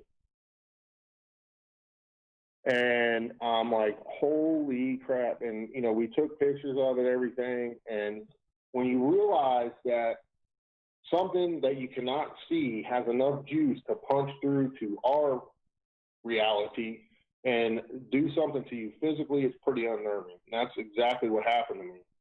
And the very next night, all the people left that night. You know, everybody was like, what in the hell happened? Everybody saw I never fell down, never hit my head. Nothing like that happened. The very next night, we're downstairs. It's just me and Weatherly now. We're in the dining room area, and we film everything, you know, and he's got the ghost box going again, same ghost box. Well, the same voice comes on there again, and it starts threatening him, and he's like, you know, he's kind of giving it down the road a little bit, saying, you know, you shouldn't be attacking people, you know, don't be attacking, you know, da-da-da. And then the voice starts threatening him on the ghost box, telling him it's going to cut him, slice him, and all this stuff. Now, mind you, it's cold. It's the middle of winter. I think it was like a February or January. I can't remember. I'd have to look it up again, but this is several years ago. And that voice is threatening him. Well, David's got on like an Under Armour shirt, long sleeve, with a T-shirt over that, tucked into his pants with a belt on. As this thing's threatening him, a few minutes later, he's like, dude, my back is on fire. It's burning. And I'm like, don't freaking move. Just turn around and walk backwards to the camera, because I wanted to make sure everybody saw. If anything happened to him, we got it all on camera, and he was on camera the entire time.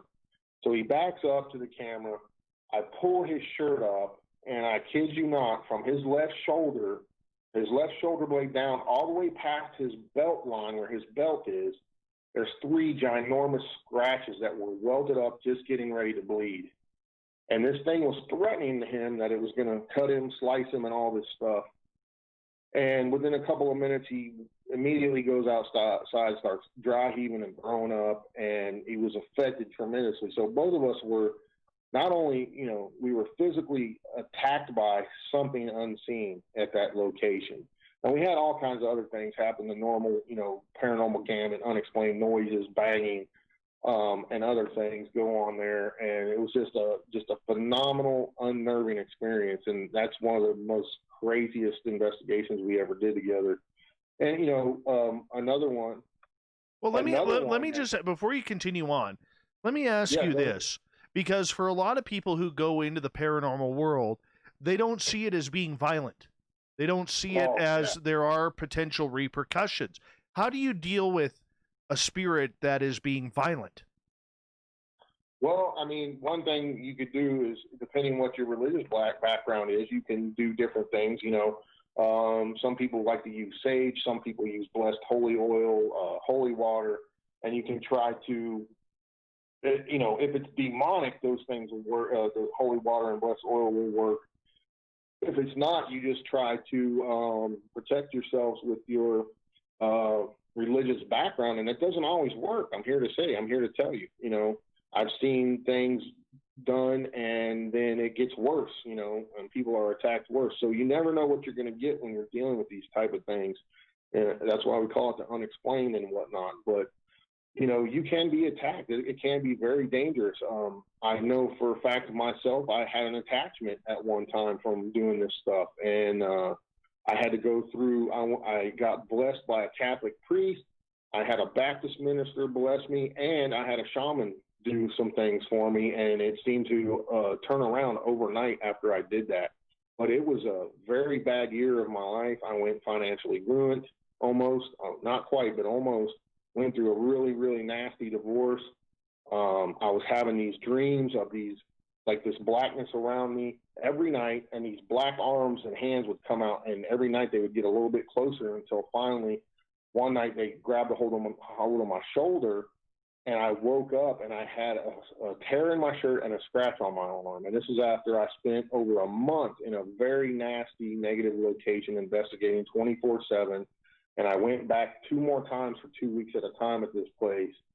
And after that is when that all happened. And I had what looked like a pimple come up on the inside of my right thigh right after that. And it was growing a little bit bigger.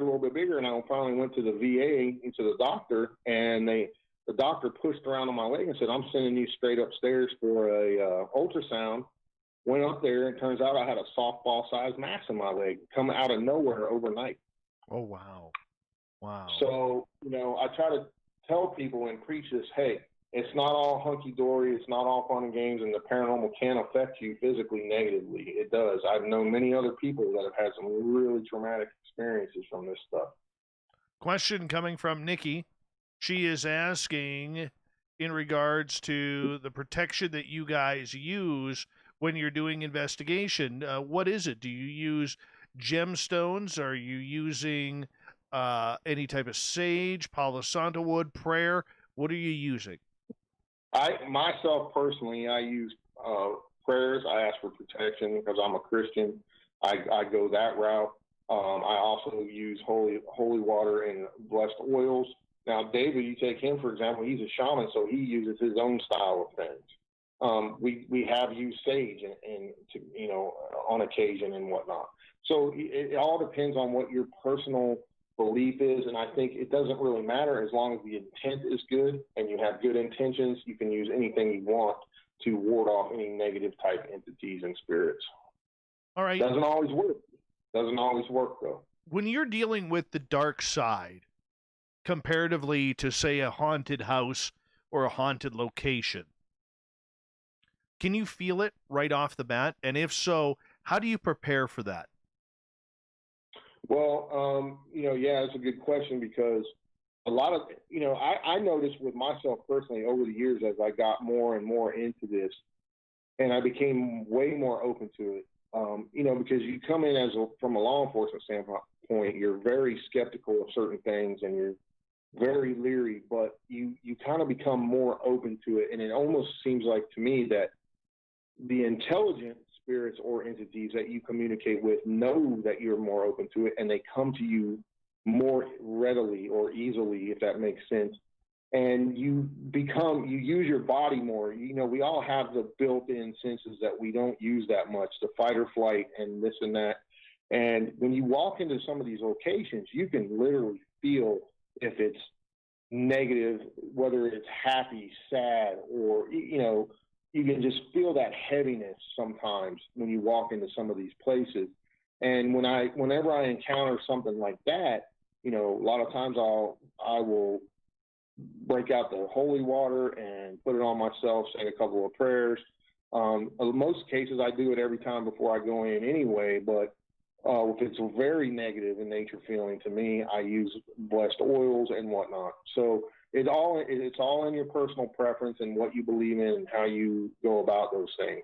But there's a lot of people that don't do any of that. Even when we leave those negative locations, we protect ourselves with prayers and everything else. We use the prayer of St. Michael and many other things that we implement during these investigations, before and after and during. Do you ever get triggers? And what I mean by that, like, for instance, if I'm going to be abducted, I always, a few days before, will have a trigger, which is I will hear Pink Floyd's From the Dark Side, or pardon me, From the Wall. That it's a very short song. Is there anybody out there? You remember that one? Okay, I hear that. Or when I know that things are going to go rough in a paranormal sense, my trigger is a 1992 song by Skid Row called "Slave to the Grind," and the reason why it's that song is because when I played hockey, if I knew there was a chance that I was going to have to fight that night, I would play that song going to the hockey rink. And I would get myself pumped up. And even in the dressing room, I'd have the old Walkman going. Remember those days? All right. Or the Discman, pardon me, with that song playing with headphones. And that's just the way I got myself pumped up. But now if I go into a paranormal situation, if I am on some sort of investigation and I get that feeling that it's something that I may have to drop the gloves with, so to speak, to use a pun, I hear that song. Do you get those triggers as well? Yeah, that's a great question. And, you're the first one that's ever asked me that because on all these other shows I've done, you're the first one. And that's a great question. I do get those. And the way I see, when I know a lot of times I'm called to help families. They're experiencing what they feel is an attachment or oppression or whatever. And if it seems like it's going to be the real deal, because, I do weed those people out. Some people want to be on TV. They think they can get on TV by calling me and making up this whole story. But a lot of times when it turns out to be the real deal, I will notice that there's all these little things that happen that try to keep me from going there and helping this family or this person or whatever the case may be. Like my car will break down, or I'll have a flat tire. And a lot of mine happened with my vehicles, interestingly enough. Or I'll have something come up out of nowhere where I gotta, take my kids somewhere. It seems like all these little things happen. It's almost like it's trying to keep me from going there. Or I'll have these bizarre dreams the night before where something's telling me, you don't want to go there, for whatever reason, and this and that. So I do get triggers quite often, especially when I'm doing what we call residential cases, trying to help people for real and not just doing a so-called commercial type location. Okay, so when you are all of a sudden getting that forewarning sign, as we got about 3 minutes to go here before we go to break, and you're going into a paranormal or haunted location, do you prepare differently when that trigger arrives? Yeah, I do more prayers, and I really say, okay, this one could be really nasty or negative, and I get down and use my protections, and I will sometimes go. I have in the past gone and got blessed by a minister or a priest beforehand to give me that little extra bit of, oomph, so to speak. Okay, so how? I guess what I'm trying to get at, Dave, and I apologize if I'm harping on it, but how does it change your technique when you're going in? Because all of a sudden you're going in prepared. You're going in for a fight. You're nerved up. You're not feeling as normal as you normally would. Yeah, well, it does change the way I do things in some aspects on some of these cases. Sometimes we go straight in and go straight with the clergy with us right away and start blessing the home and the people. And sometimes we separate the people out of the actual environment that it's happening in ahead of time to try to knock down any type of power this thing or these things may have on these people. So, every case is different. You never know what you're going to get, like I said, but there's some precautions you can take. Sometimes it's a particular item that may have some weird negative attachment to it, or we've ran into that before, and that's just one example of many. But you never know what you're going to get when you do this stuff. Oh, I understand that. Do you think the spirits can pick up on that as well? That we're doing something different? Yes. Or preparing? Yeah, I do. I know I have friends and that have been followed for and are still being followed or messed with, so to speak, from some of these entities or spirits that they helped people get released from. And they themselves have been attacked, over and over for years, and have had different things happen to them because they have helped those people be released from that, And then we're talking priests, we're talking ministers, we're talking other investigators, just some of the most bizarre and quite down scary situations you can think of. No kidding. It's scary is right, because in the end, the paranormal is dangerous. And it's not just a weekend warrior thing where you run through a haunted house or you go check out an old graveyard. It's much more than that. And I want you to define that, Dave, when we get back from break here in just a few seconds, because I don't think that the majority of people out there listening, when they see the television shows, when they see the people online talking about their investigations, realize what a hard job this really is. David Spinks is with us tonight on Spaced Out Radio. Dave Spinks, ParanormalInvestigator.com is his website. We'll be back with more Spaced Out Radio after this.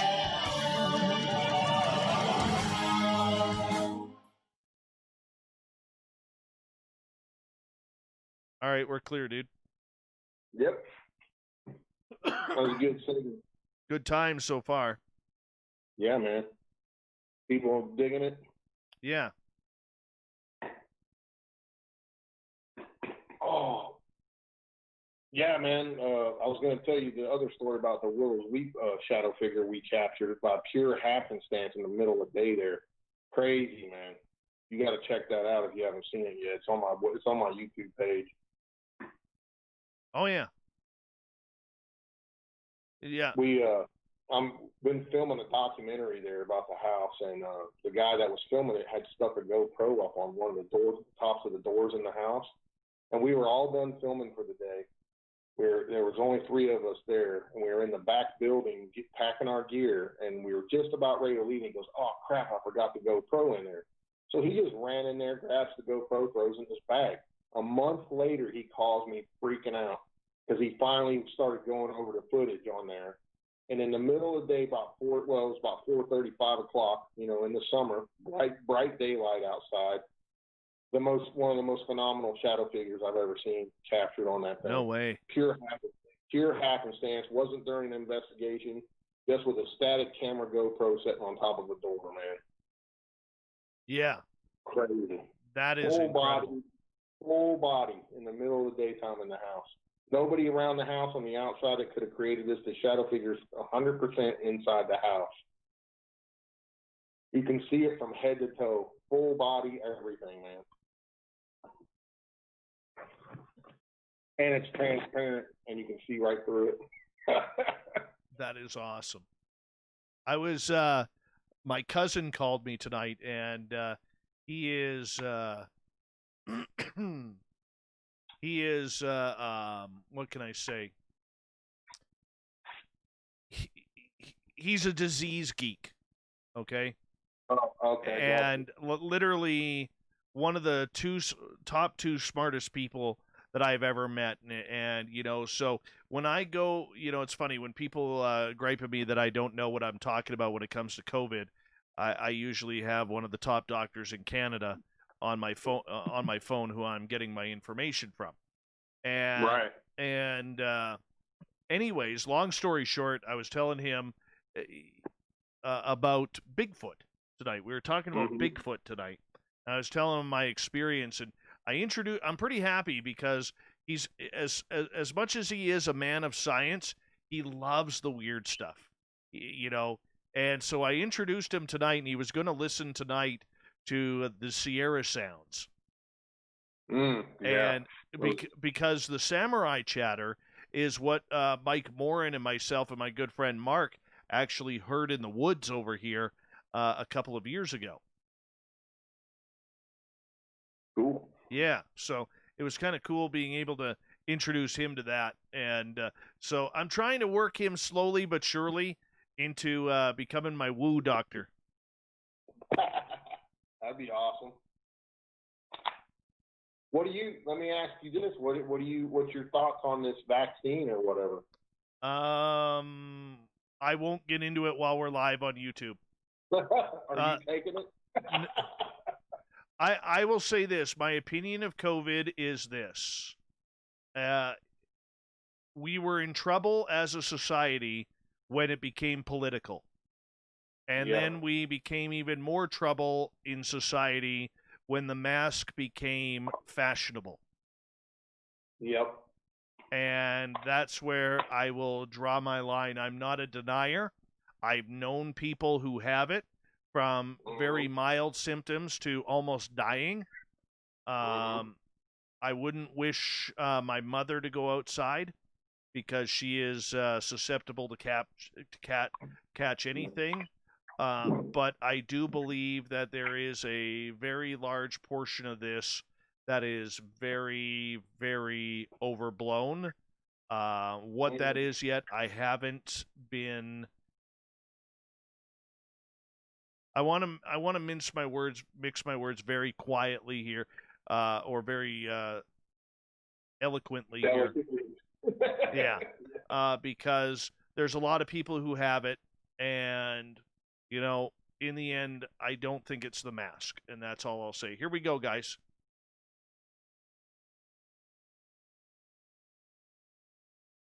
Oh, well, we still got some time. I guess there's a commercial missing here, too.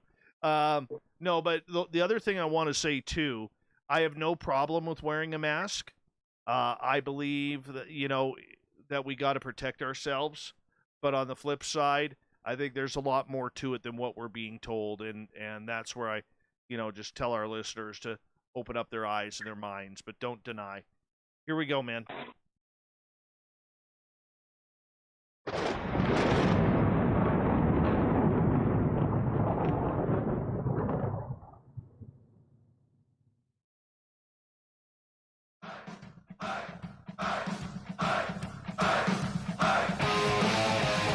We pass the halfway point of Spaced Out Radio tonight.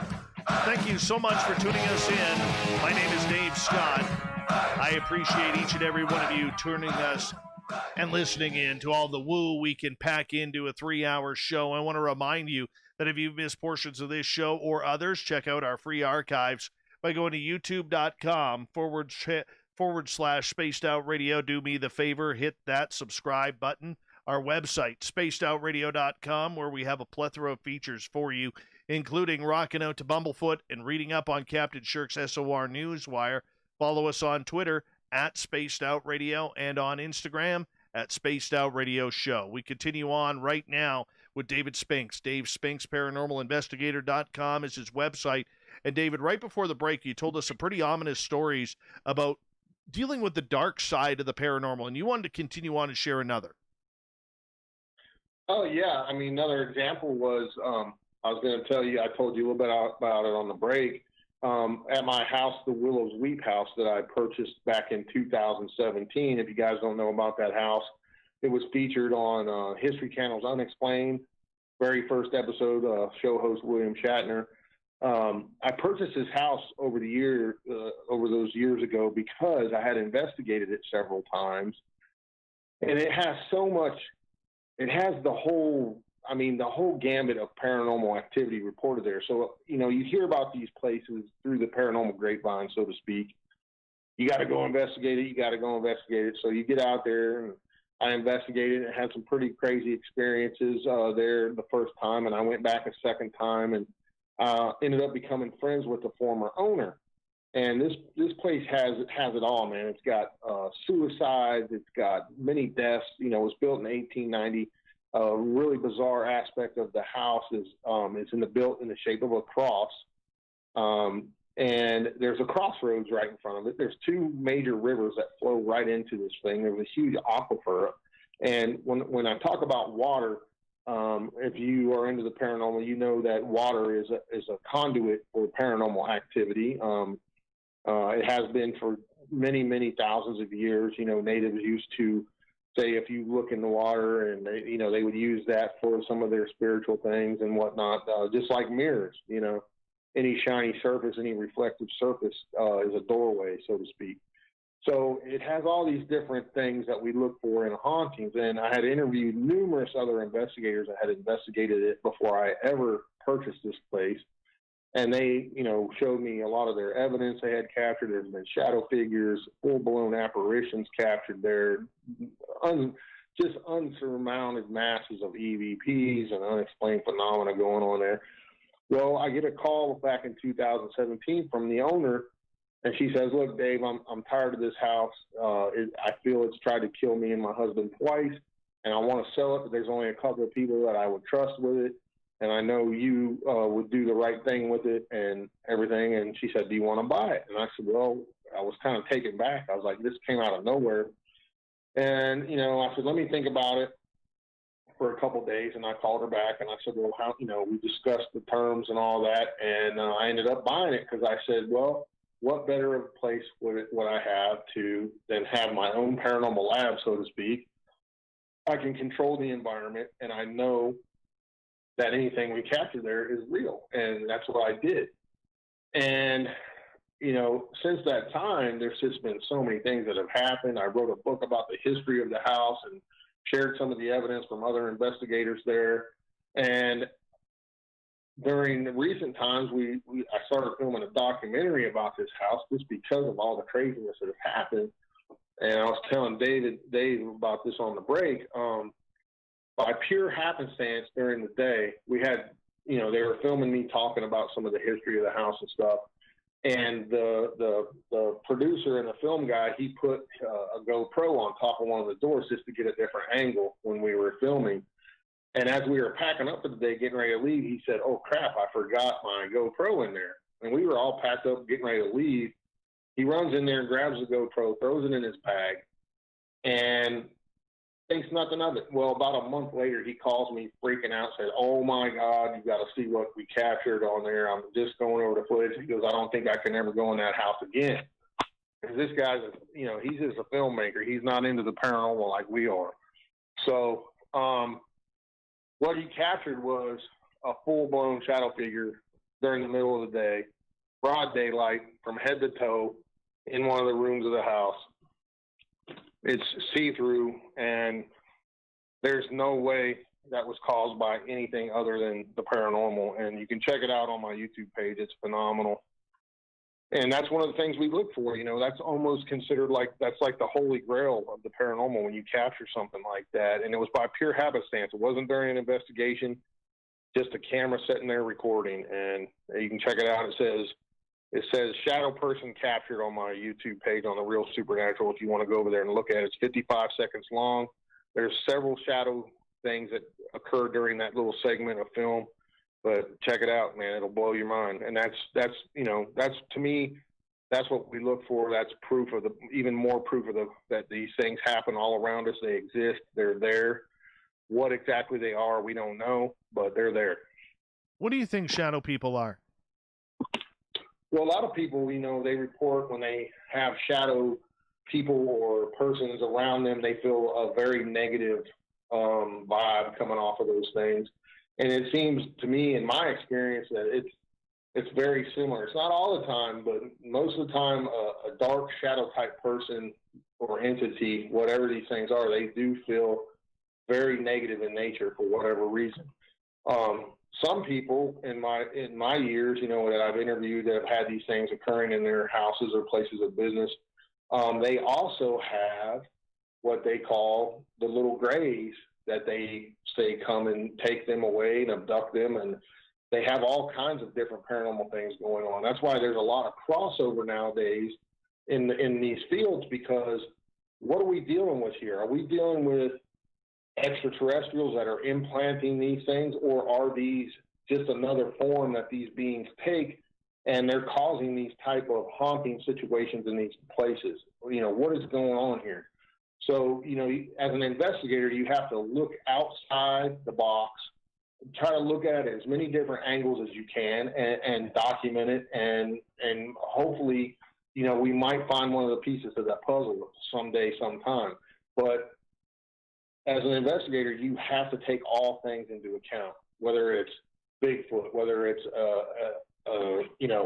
some sort of ET, some sort of demonic entity, some sort of cryptid. I mean, it could be anything. We don't know enough yet to know what exactly is going on here. Well, that's the problem is, how do we still not know, Dave, what is going on? We've known for years about the happenings, but why do we have such trouble admitting that this is going on, or what is actually causing it? Well, how many people do you know that have had some kind of unexplained experience, or something happened to them that are willing to admit it? That is, they had an experience that they can't explain, or they saw something out of the corner of their eye and they know it's real, but they're too scared to talk about it because it's the fear factor. It's, the unknown. Fear is a very powerful thing, and it really, it wasn't. I mean, you're old enough to know. Back in our day, even though we knew this stuff was going on, you couldn't go out in the public and talk about it, man. You would be ostracized. You would be laughed at. You would be, you would just be made fun of, whatever, because you just didn't talk about these things. And, if you are in a Bible, we call it the Bible Belt around here, if you talked about those things, you would literally be shunned, because the old timers would say, you don't talk about that stuff because you're going to bring it upon yourself, so I think that was a major hindrance in what you're talking about. We're just now becoming more open to talk about these things. It's pop culture now. It's not taboo anymore, so to speak. It still is in some circles, in some areas, but as a whole, more and more people are coming out, sharing their experiences, telling what they saw. and being just totally honest. I mean, you're talking people that really have something to lose, like police officers, astronauts, military officers, military members, people that have a very high reputation or something to lose by coming out and going public with this stuff. So hopefully, all this will push us to the next level. But right now we're still kind of stagnant, like you say. And I think we're making little tiny steps forward. Hopefully it'll go further. I hope so too. Dave, a lot of times people will have these paranormal experiences and they'll carry them home with an attachment, or they'll just carry it on. The thought is always lingering. And it can happen in different facets, whether you're at a haunted house or a haunted building, or even like a good friend of this show, Nelson Dellis, who we had on a couple of weeks ago. I mean, he still wakes up in the middle of the night to hear Mount Everest calling his name because he's almost died on the mountain twice. What is it with that? Do you think that is just something that is ingrained in our mind with our imagination as our mind keeps working throughout the night? Or do you believe that there is something supernatural happening with the phenomena that just attaches to us? Well, that's very interesting and a great question, because we do know that people that have had NDEs or near-death experiences seem to experience a lot more paranormal happenings, so to speak. I myself have almost died 3 times in my life. I choked twice as a young man. Once as a little kid, like 6 years old, 12 years old. And then one time in the military, I had a near-death experience where we were down in Guantanamo Bay I was hanging with the Marines. We were working together, and we had some R&R time. And believe it or not, we were playing we called it King of the Dock, where we would wrestle and throw each other off this 20-foot high dock into the frickin' Guantanamo Bay in the ocean, right? Well, I got tossed off. I fall in, I'm swimming back to this ladder, and this is a high dock. It was like 20 feet in the air. And I feel what it felt like an old, nasty, slimy seaweed go across my arm and my leg. And I went, ooh, because it felt totally gross. And I jerked away from it, and then I felt just pure fire on those spots on my body. And I swam back to the ladder, and it hurt really bad. And I climbed up there, and I'm like, dude, get me a light over here. Something got me. And they put it on me, and I had these big welts on my arm and my leg, right? Well, turned out it was Portuguese man-o-war had stung me. And within minutes, like 20 minutes, my whole body started shutting down. I broke out in these weird hives and these splotches all over my skin, and I started losing all motor skills. Imagine flexing every muscle in your body as hard as you can, and you can't let go. That's what happened to me. And all I remember was my 2 sergeants dragging me. I had my arms around each one of their shoulders. My feet were dragging. I could not move my legs. And they drug me into the field tent hospital. And I saw a captain doctor who said, what the F happened to him? And next thing I know, I woke up like 3 days later. I had all these tubes in me. And he's like, yeah, good thing your buddies brought you in. You'd have been dead by morning. So, and he said that I went into anaphylactic shock and all this stuff. And he said, we lost you 3 times on the table, and we just kept pumping you full of Benadryl. And it got me back to where I needed to be. So I don't know. It seems to me that a lot of people, like your friend, he's talking about Mount Everest, and in some cultures, they believe, the mountains are alive and the trees are alive, which I believe that myself in some aspects. Is it some sort of elemental that is coming to him because he crossed over? You know what I mean? And is it communicating with him in some aspect? I think that's a real possibility, and it's really fascinating but scary at the same time, because once you cross over, then it seems like these spirits or entities or even elementals know that, and you are closer to them, and you're more open, and you're more able to communicate with them. It's just like children. A lot of children have the imaginary friend. Well, they are just coming from the other side when they're born. The younger they are, the more open they are, and the more experiences they seem to have. I like the way our good friend of this show, Eugene, put it in our YouTube chat room tonight.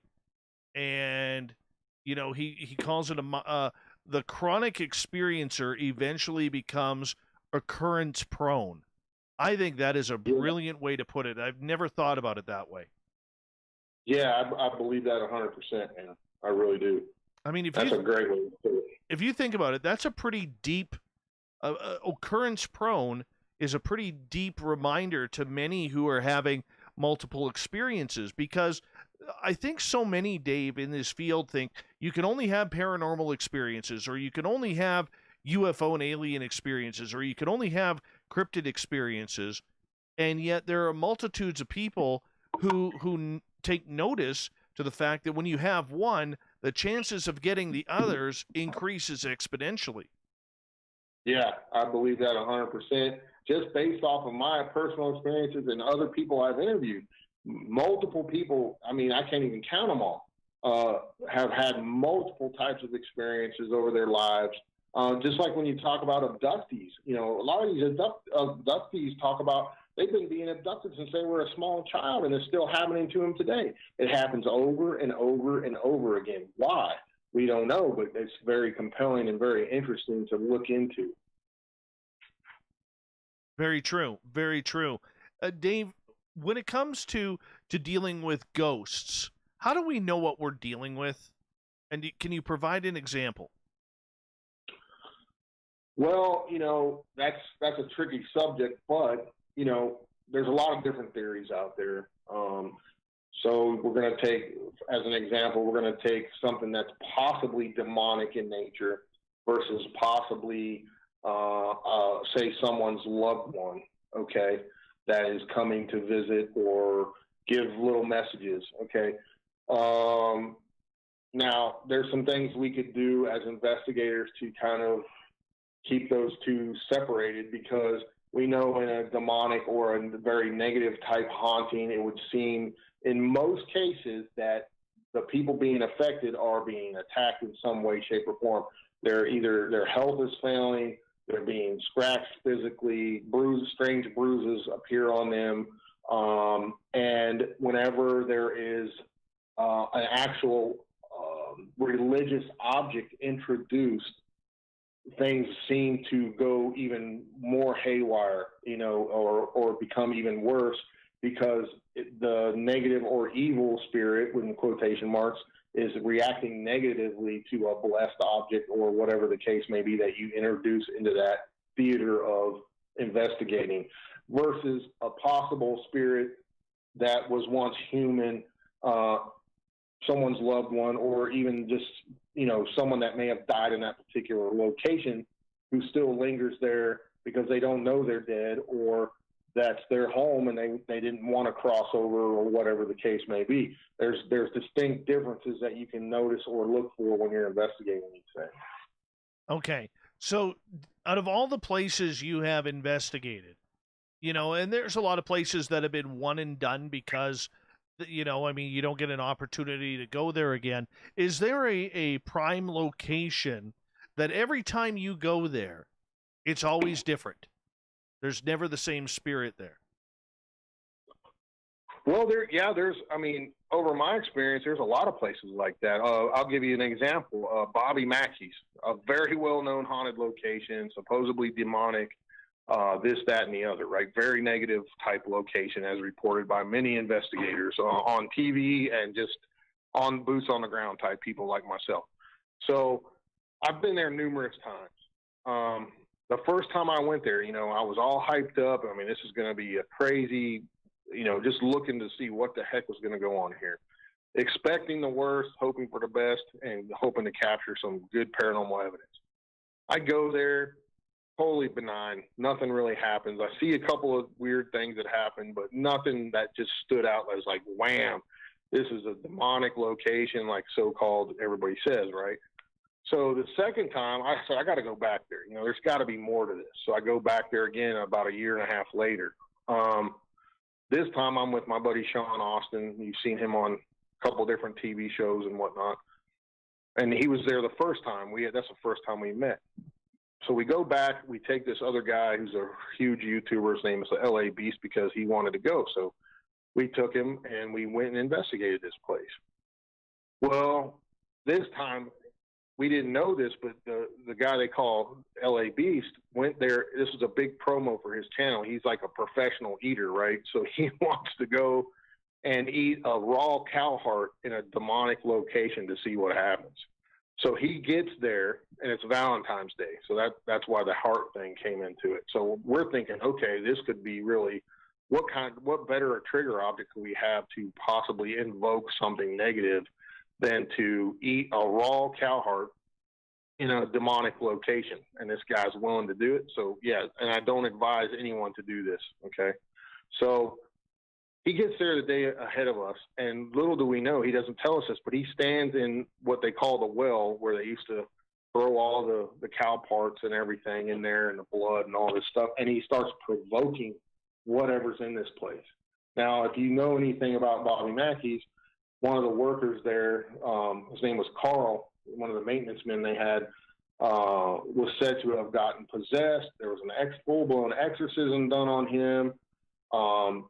It helped for a little bit, but then he ended up dying tragically and all this crazy stuff. And then Bobby Mackey's first wife was attacked there when she was pregnant and all this other stuff. You can look it up, Google it, you'll find out all the information.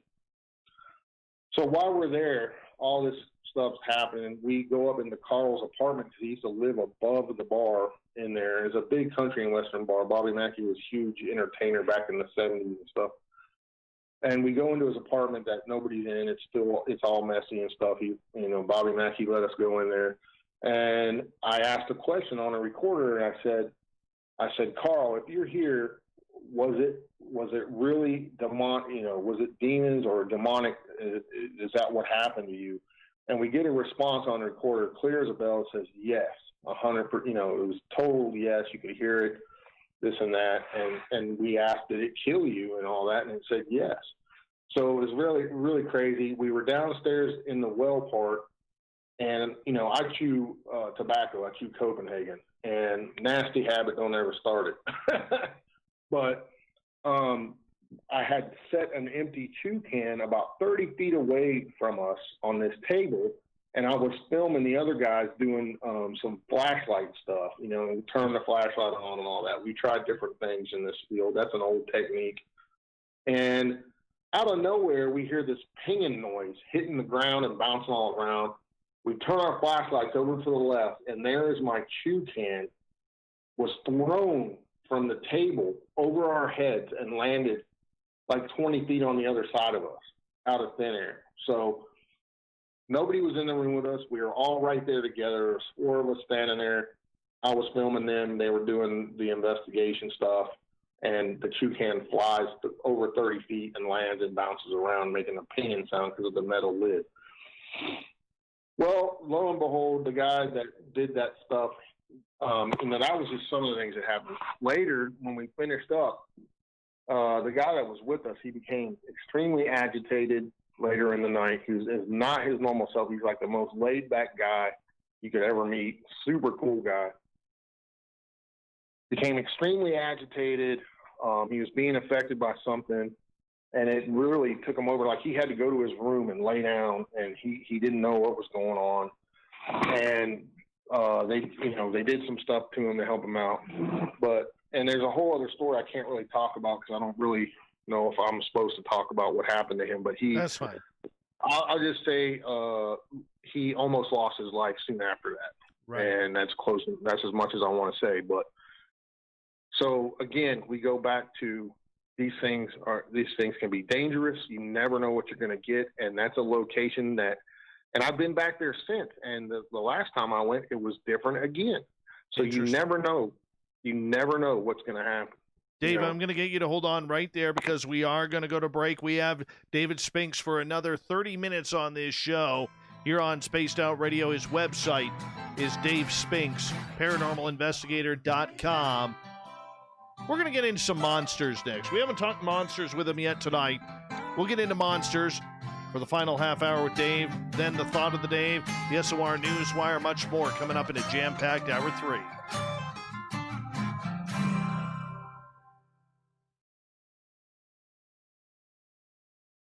All right, buddy, I'm just going to run my dogs out again. I'll be right back, okay? All right, man. All right. CHIVE Charities. If you know anything about our website, you know we like to do things a little different. We're not some faceless organization collecting money for a nebulous cause. Our donor dollars go directly toward life-improving items. Then we give those items directly to an underdog who needs it most. To become a donor with Spaced Out Radio's official charity, CHIVE Charities, just go to chivecharities.org/donate. The party is always on at the Moose Vancouver. The Moose Vancouver is where you want to be when visiting Canada's West Coast.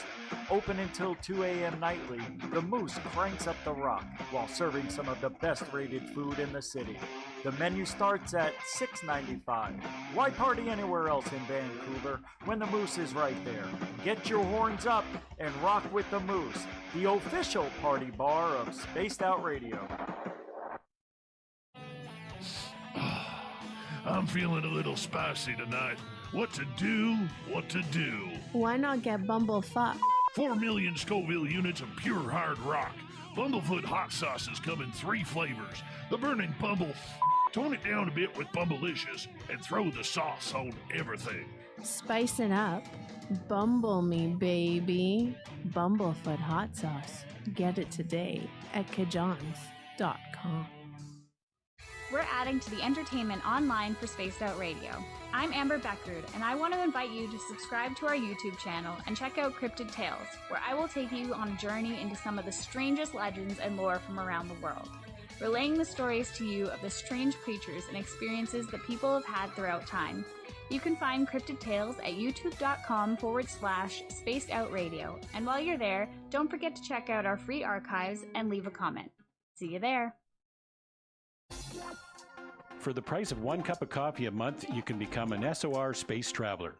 The Space Travelers Club is a place where you can interact with other listeners, either live during the show or on our great forum. We want your stories, pictures, comments, and ideas.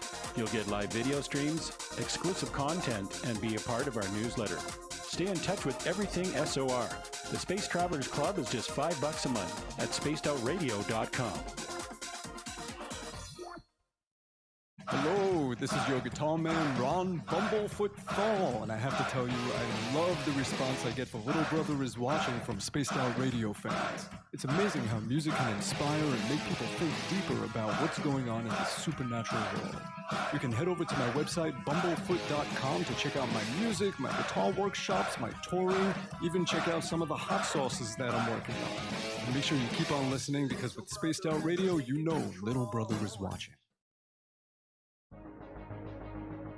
Hello everyone, this is Ryan Stacy from the Experiencer Support Association, otherwise known as TESA. We're glad to team up with Spaced Out Radio to help investigate your experiences on the SOR Sightline Report. Together, we'll investigate the strange sightings and occurrences you've had. We're looking for answers just like you. So fill out a Sightlines report on the Spaced Out Radio website and let's figure out what's going on together.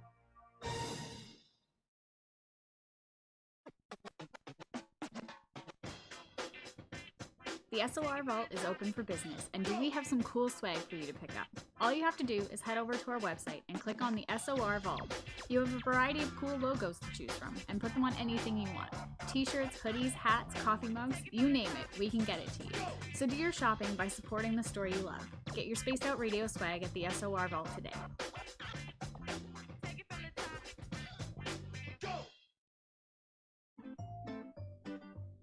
Looking for creative ways to get your company out in the public? How about advertising on Spaced Out Radio? Our sales department is waiting to hear from you, and we can work around any budget. From commercial spots to banners to special promotions, there are many opportunities All right, buddy, to get your I'm name back. and product out. Yeah, man. All right, when we get to the next break at the bottom of the hour, just sit tight, and I'll say goodnight to you during the break. Okay, man. All right, man. Sounds good. Yeah, brother. This has been a great show tonight. Thank you for kicking off the week on a good note. Hey, my pleasure, man. Anytime. Oh, yeah. Oh, yeah. We got to do that other thing when me and Weatherly's project gets coming out next month. Yeah, we won't talk about that, though. Not yet. No. Not yet.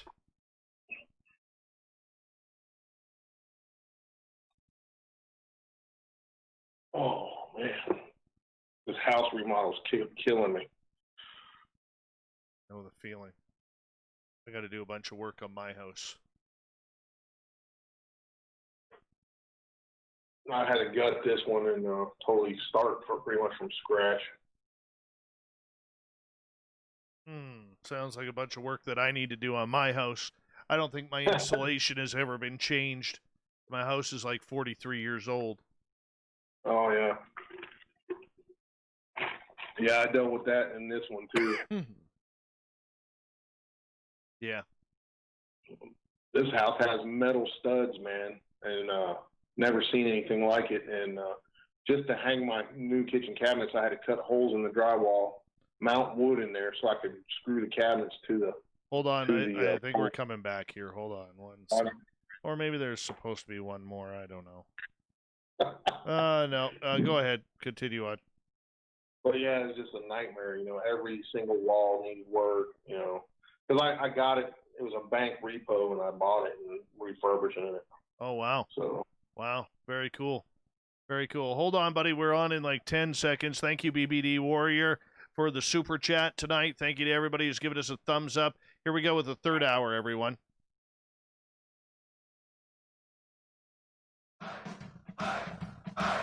If you'd like to connect with us, head to spacedoutradio.com for all your latest show info. Now, back to Dave Scott and SOR. Third and final hour of Spaced Out Radio is now underway. Thank you so much for taking the time to join us. We really do appreciate it. I want to say hello to everyone listening in on our terrestrial affiliates across North America and digitally on TalkStream Live, KPNL Radio, and Revolution Radio. Remember, you can check out all of our archives for free by going to youtube.com/Spaced Out Radio. Just do me the favor, hit that subscribe button. The Desert Clam has set the password for tonight in the SOR Space Travelers Club. Kenophobia. Kenophobia is your password. Use it wisely, Space Travelers, as the Clam sets the password each and every night right here on Spaced Out Radio. Our website is spacedoutradio.com, where we have a plethora of features for you, including rocking out to Bumblefoot and reading up on Captain Shirk's SOR Newswire. Follow us on Twitter at Spaced Out Radio and on Instagram at Spaced Out Radio Show. For the final time tonight, we introduce a wonderful guest and a wonderful friend of this show, David Spinks. His website, Dave Spinks, paranormalinvestigator.com. You've probably seen him on a bunch of television shows where he's chasing monsters, he's chasing ghosts, UFOs, and in this final half hour with him, we're going to talk about monsters. David, welcome back. Hey, man. Great to be here, brother. Now, I know you have been on the epic search for Sasquatch, trying to figure out this creature, what it is, where is it, why can't we find a body, all of the usual questions that go along with this topic. Out of all the years you have been investigating this, literally since your sighting, since childhood, do you feel any closer that we are getting to proving or disproving the reality of this creature? Well, for me, there's no doubt about it. What I saw was real. What it was, I'm not sure. I know it threw large rocks at me and my grandfather, or warned us, or whatever it was doing. It made just horrible guttural screams towards us. I mean, but as far as a whole goes, I mean, I don't think we're any closer to discovering exactly what it is, where it comes from, and what the hell it's doing here. I mean, there's theories. There's a lot of theories out there. So, you can go from the most obvious that it's some kind of unknown ape species. It's the missing link between man and ape, and so on and so forth. It's an undocumented cryptid. Or you could go to the farther extreme that it may be some sort of elemental, as talked about by the Native Americans, the spirit of the forest, or some sort of creature in that aspect.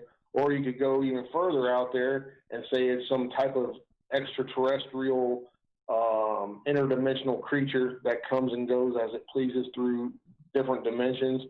And some people believe it could be the ghost or spirit of a long extinct ape species. So there's so many different ways you can run with this thing. I mean, that's, That's one explanation for why there's no bodies. But, you know, there's other stories out there, other people that have reported, like, for example, when Mount St. Helens blew up, there was several eyewitnesses that said they saw government choppers carrying these creatures out of here in these large nets that were dead from the explosion of Mount St. Helens. That's just one example of many. You know, I mean, they're out there. You've got military members that said they were attacked by the rock apes, they call them, of Vietnam. I mean, so many different stories out there. I've interviewed numerous people here in the state of West Virginia. One report in my book talks about these people that own this farm, and they woke up one morning, there was snow on the ground, and there's this trackway that comes out of the field in front of their house, goes across the road up into their yard, and goes under a clothesline, and there's a tuft of hair on there. So they collect the hair, they measure the foot tracks with a walking stick this guy had. It was like 70-something inches long between strides. Just a massive stride this thing had.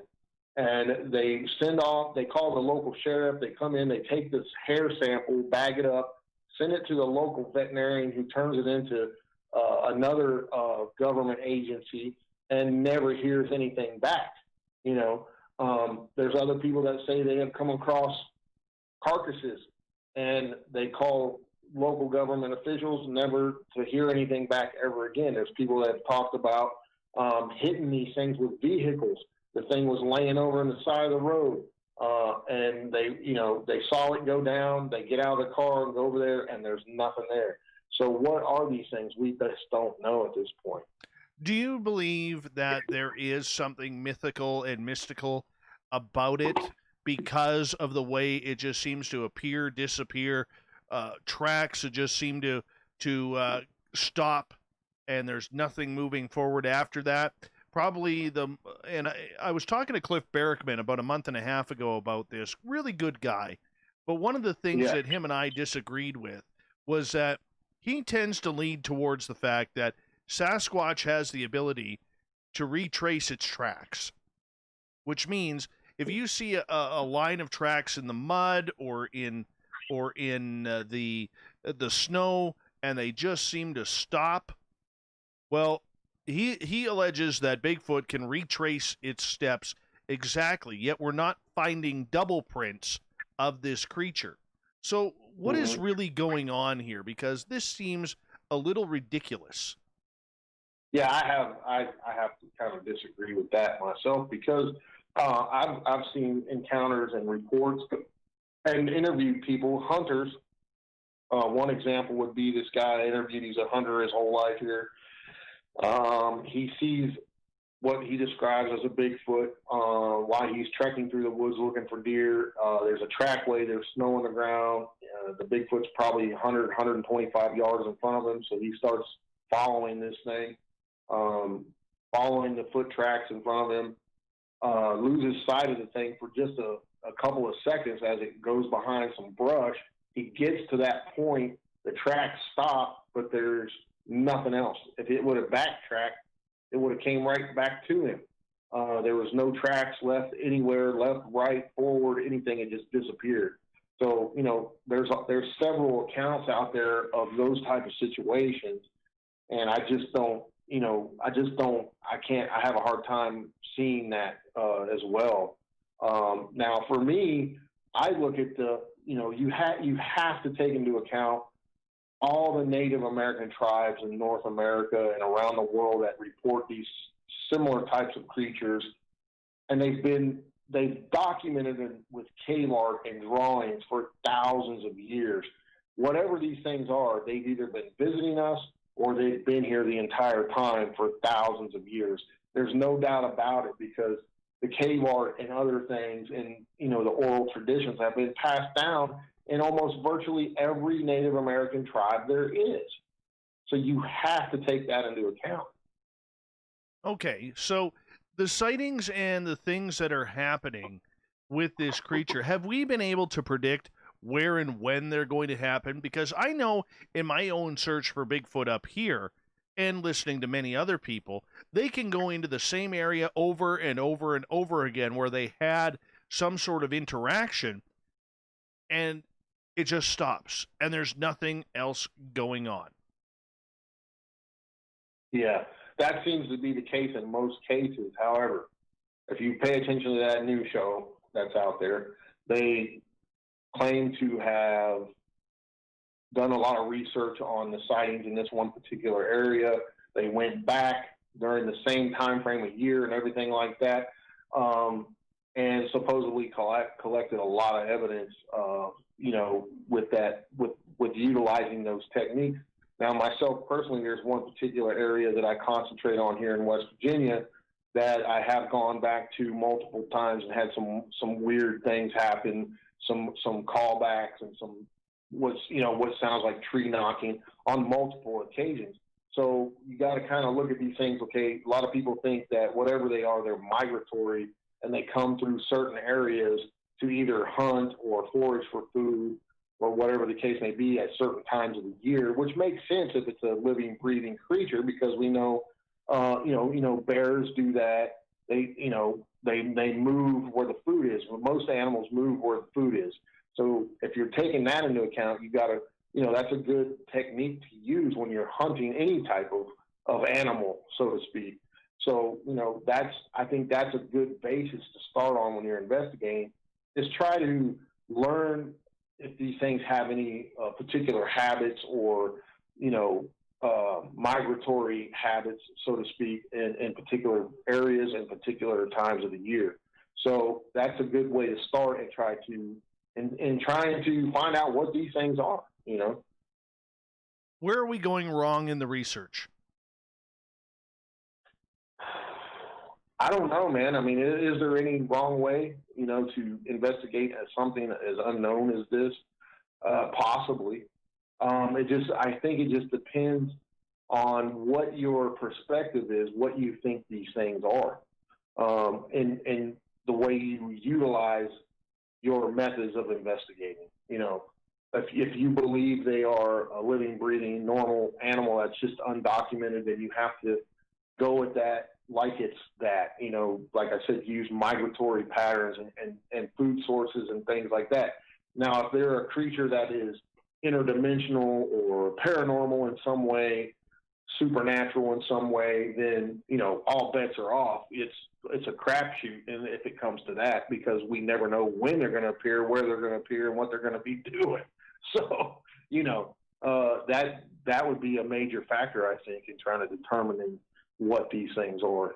And, I think there's a lot of good evidence out there, but unfortunately, a lot of things that people put out there are automatically debunked because there's competition in the world of that field, trying to be the first one to capture that golden ticket piece of evidence. Unfortunately, I think there's some stuff out there that might be more legit than others, and it's immediately debunked by critics and by the naysayers or by the so-called competition in the field. You have investigated Bigfoot for a number of years. You've also looked into dogman cases as well. How come we don't see a lot of these cases where both these creatures are appearing in the same area at the same time? You're right. There isn't a lot of those, but there have been cases where those two animals or cryptids have been sighted in the same general area. I think it goes back to what we kind of touched base on.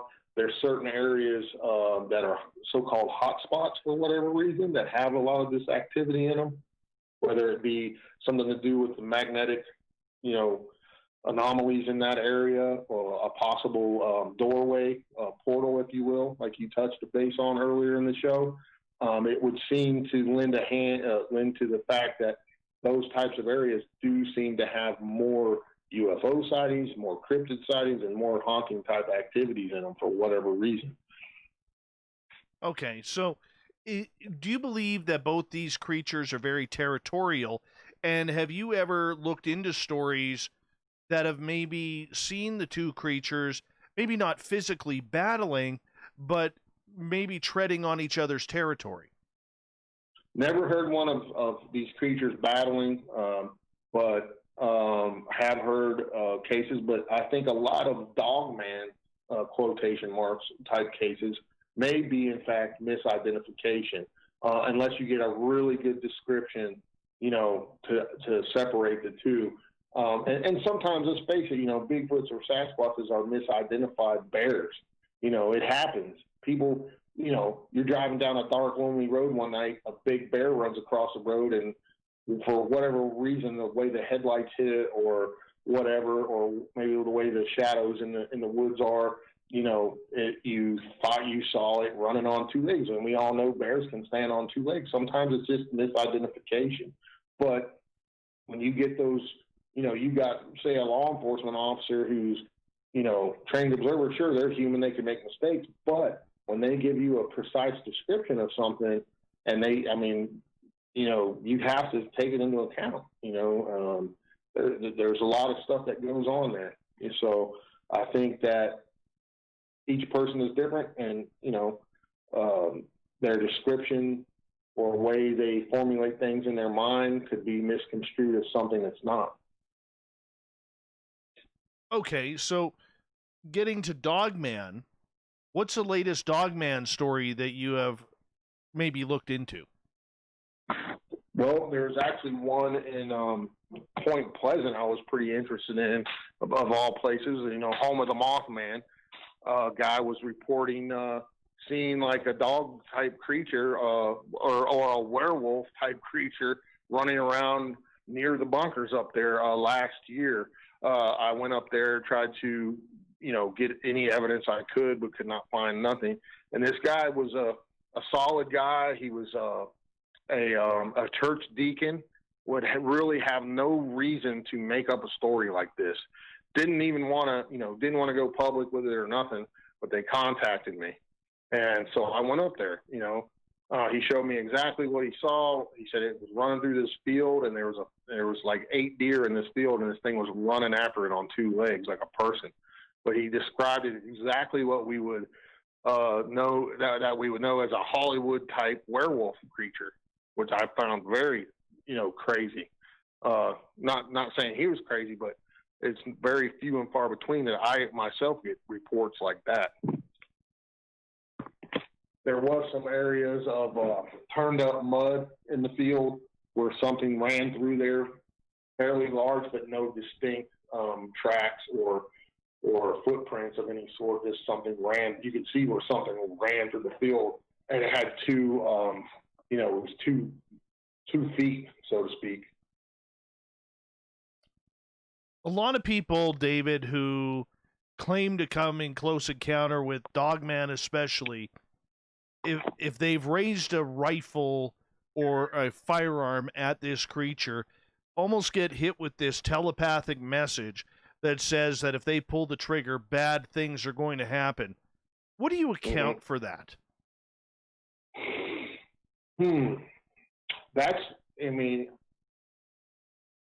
People felt like that when they said they were going to pull the trigger on Bigfoots too. They said they look almost human, and they knew that if they pulled the trigger on them, it would be just like killing a human, so to speak. I know you've heard those stories as well. I'm of the mindset, we talked about that a little bit personally. I'm not going to shoot anything that's not going to attack me. If I feel I'm threatened, I got to protect myself. Yeah, then I'm going to shoot, to protect myself or my family or whoever's with me at the time. But unless I'm hunting, which I do hunt, but I'm not going to go out purposely trying to kill something just to say I did it, and there's people out there like that. And I think that maybe, we all have that thing in us that says it's not, that little voice, whatever you want to call it, that says, I can't shoot this thing because it's, it's wrong. It's not attacking me. It's just doing what it does, and maybe that's their conscience, self-conscious, whatever you want to call it, telling them not to do that. Okay, so with that, do we have any experiences where people have been threatened by Sasquatch or dogman that you have investigated? Well, there's a famous story here in West Virginia. So if you're referring to dogman, I think it goes by numerous names like hellhounds and other things as well. There's a famous story over on the Potomac, right on the border of West Virginia and Maryland, where this town was seeing this black dog creature. It was a huge wolf-like creature, black, hellhound, whatever name you want to call it by. And it was terrorizing the local farms, eating all the sheep and everything. And so they contracted this famous huntsman from the area to go kill this thing. And as the story goes, and there's even a marker, there's a historical marker on this here in West Virginia. And this huntsman goes out, and he's a crack shot, never misses, and he encounters this thing. And he raises his rifle, shoots. He knows he hits the thing. It rolls, and then gets back up and stands on 2 feet, and simply walks away like it was never hit or anything. So the guy's quickly reloading his gun to shoot again before he gets another shot off, and the thing's gone. So that's one of the famous stories here in West Virginia about these hellhounds or dogmen, whatever you want to call them. There's another account where a motorist is driving through that same general area. This large dog-like creature, dogman type creature, runs across the road on 2 legs. The guy nails it with the car. It flips over the car, and he hits the brakes, and he looks in the rearview mirror, and the thing stands up and starts chasing him, and the thing's chasing him and catches up to his car going over 50 miles an hour, and he's scared for his life, and then the thing just disappears into thin air. Oh. So, there's a bunch of stories here in West Virginia about dogmen or hellhounds, whatever name you want to call them. Like I said, and it's right on the border of Maryland where all this occurred, and you can look it up. It's pretty fascinating stuff. That's incredible. David, we got less than 2 minutes left with you tonight, and this is a fantastic, fantastic show to once again have you on. It's been literally way too long. And, but let everybody know what you're going to be up to, as we close out 2020 and we get into 2021. Well, I got some exciting news. A dream of mine I've been wanting to do for several years is to open my own paranormal store, so to speak. And that is well on the way.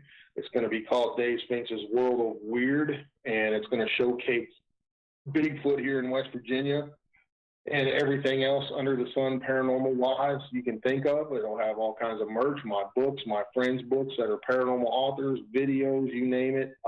It's going to be there, so I'm super excited about that.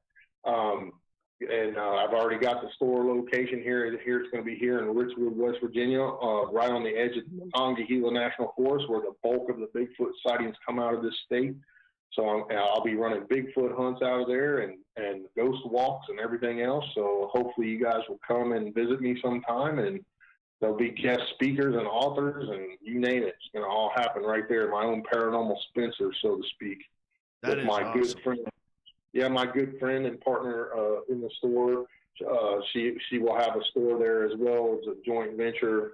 Her name's Jennifer Flack, and she runs a metaphysical store out of Pennsylvania. So it's looking really exciting to be a part of all that. And, it's going to be your one-stop shop, man.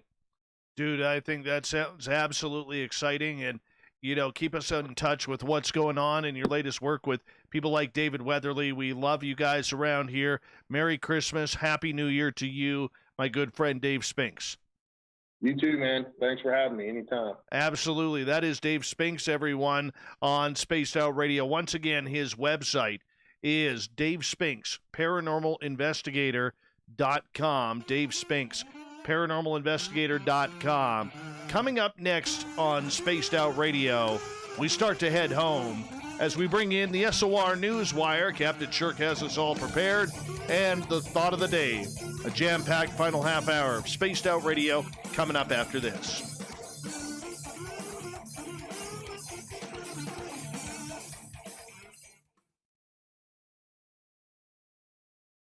Good job, Davey. All right, man. Good show, huh? Fantastic show. Fantastic show. Appreciate you, Went man. by quick, as usual. Yeah, I tell you, man, it goes by real quick. Big thank you, man, and a heartfelt Merry Christmas to you, your family, and to all your loved ones, man, and You all too, the brother. all the best in 2021, man. It can't get any much worse than 2020. Well, I guess we shouldn't say that, but Yeah, let's hope not. yeah, but we'll chat with you very soon, my friend. Yeah, man, you'll have to come down when I get the store up and running, and come do maybe do your radio show from there one time or something. I'd love to. Love to. That'd be awesome. All right, brother. Take care. All right, man. Take care, bro. Bye-bye. Bye-bye. Solid interview, Dave is.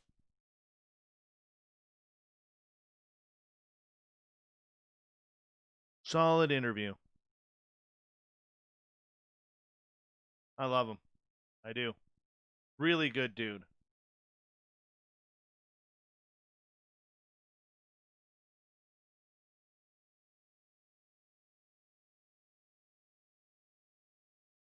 Really good dude.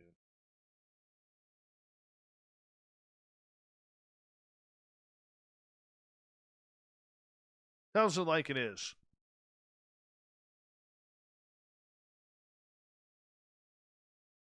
Really tells it like it is.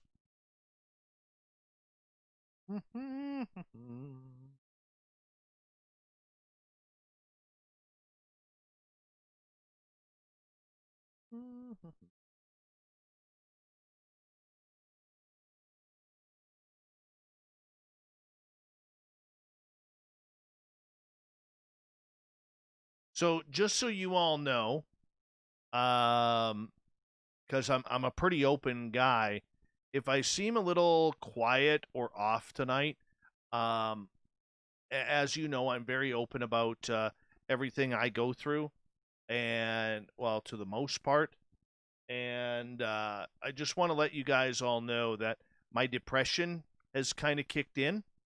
I'm not gonna say why right now, but I just want you guys to know that if I seem a little off tonight, that's the reason why.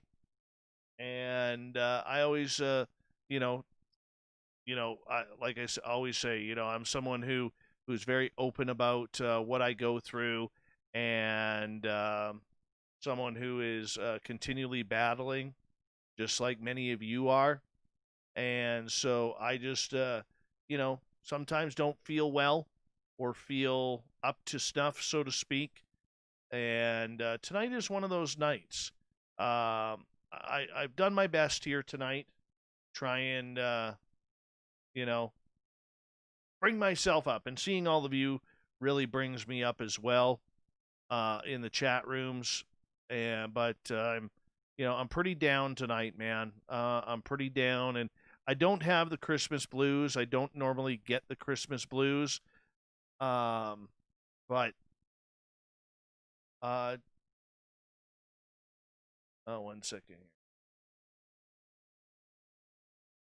here. So I am just someone who is trying to cut my own teeth in everything that's going on, and that's pretty much it.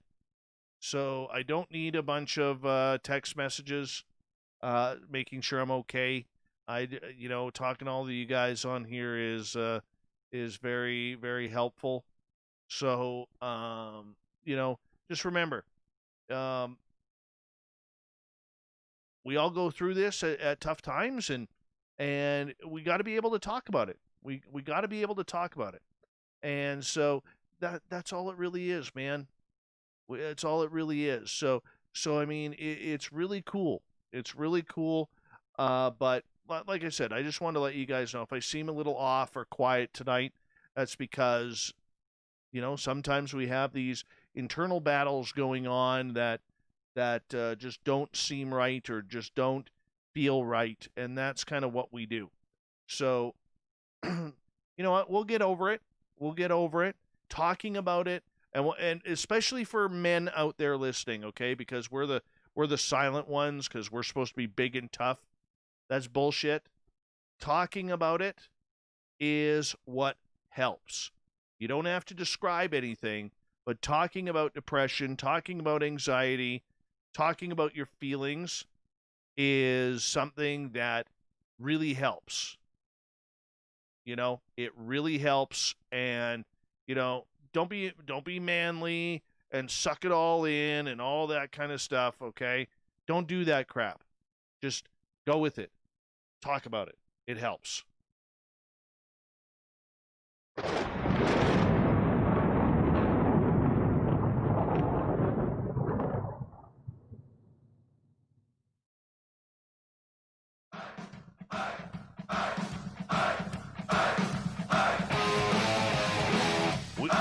We ran at third. We're heading for home tonight on Spaced Out Radio. I am your host, Dave Scott. Thank you so much for taking the time to join us tonight. Thank you, Corns, the booking guy. Thank you. I appreciate it. Hey, I want to remind you that if you've missed most of this show or others, check out our free archives by going to youtube.com/Spaced Out Radio. Just do me the favor, hit that subscribe button. Our website is spacedoutradio.com, where we have a plethora of features for you, including rocking out to Bumblefoot and reading up on Captain Shirk's SOR Newswire. Follow us on Twitter at Spaced Out Radio and on Instagram at Spaced Out Radio Show. Speaking of the news, let's do this thing. Wind it up.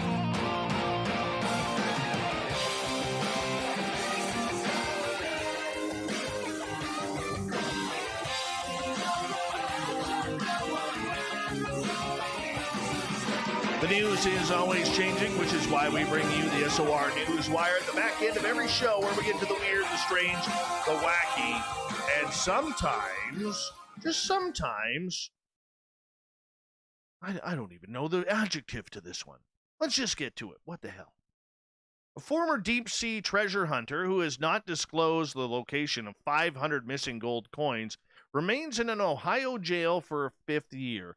Research scientist Tommy Thompson has been in jail for contempt of court for half a decade, well past the normal maximum limit of 18 months for such cases. The reason why? Thompson took on a case for 161 investors who paid him $12.7 million to excavate a sunken ship, the SS Central America, which was known as the Ship of Gold and sunk in 1857 during a hurricane off South Carolina. Thompson took the money but never returned the gold, leading the investors to sue him. After failing to appear in court in 2012, the disclosed coin's whereabouts, Thompson lived in Florida in hiding for 3 years before U.S. Marshals tracked him down to Boca Raton and arrested him.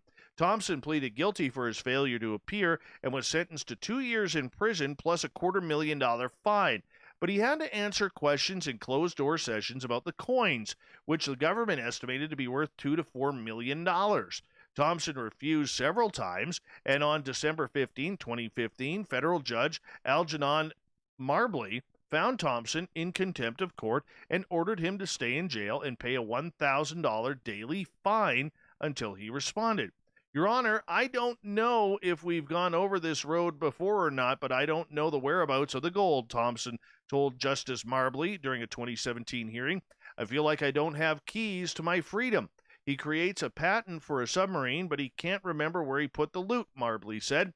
A federal law for recalcitrant witnesses or people who do not want to cooperate in trial holds an 18 months maximum in generally the limit time for jail. However, a federal appeals court last year rejected Thompson's argument that the law applies to him. The order isn't intended to solely seek information. It's to seek information for the purpose of uncovering and recovering these unique assets, said law professor and legal analyst Andrew Geronimo. The investors, still looking for their money, say Thompson has no one but himself to blame for his incarceration. Elon Musk's plan to build a new Tesla plant in Germany has suffered several setbacks. Just a few days ago, it was reported that the largest union in the country would start a battle against the company for the rights of its workers. Now, however, well, something else got in the way of the billionaire, a snake. As is known, Musk plans to build Gigafactory 4 of electric cars on the outskirts of Berlin, But there's an unexpected obstacle. The area is the habitat of the Australian coronella snake, currently in hibernation. German laws state that environmental organizations must be consulted to authorize such projects. However, environmental groups such as the Union for the Conservation of Nature and Biodiversity denounced that the Tesla project threatens this type of reptile because 83 hectares of forest would have to be cut down. This paralyzed the works with the high costs involved. The German authorities started an audit to assess the situation, and this week the contentious administrative court in Frankfurt gave the green light to the project. The judge considered the electric car manufacturer has taken sufficient measures to protect the reptiles by complying with the requirements to capture and resettle them in an alternative habitat. However, this isn't good enough for some. In 2020, one of the first setbacks was unexploded bombs left on the ground from World War II delaying construction. Then in February, a court temporarily halted deforestation work in the area because of the alleged impact it would have on wildlife because the works could damage drinking water supply. In October, Tesla consulted with local residents and received more than 400 complaints about the potential water shortage when the factory comes online. In response, Tesla pledged to reduce its water needs from 3.3 million cubic meters to 1.4 million.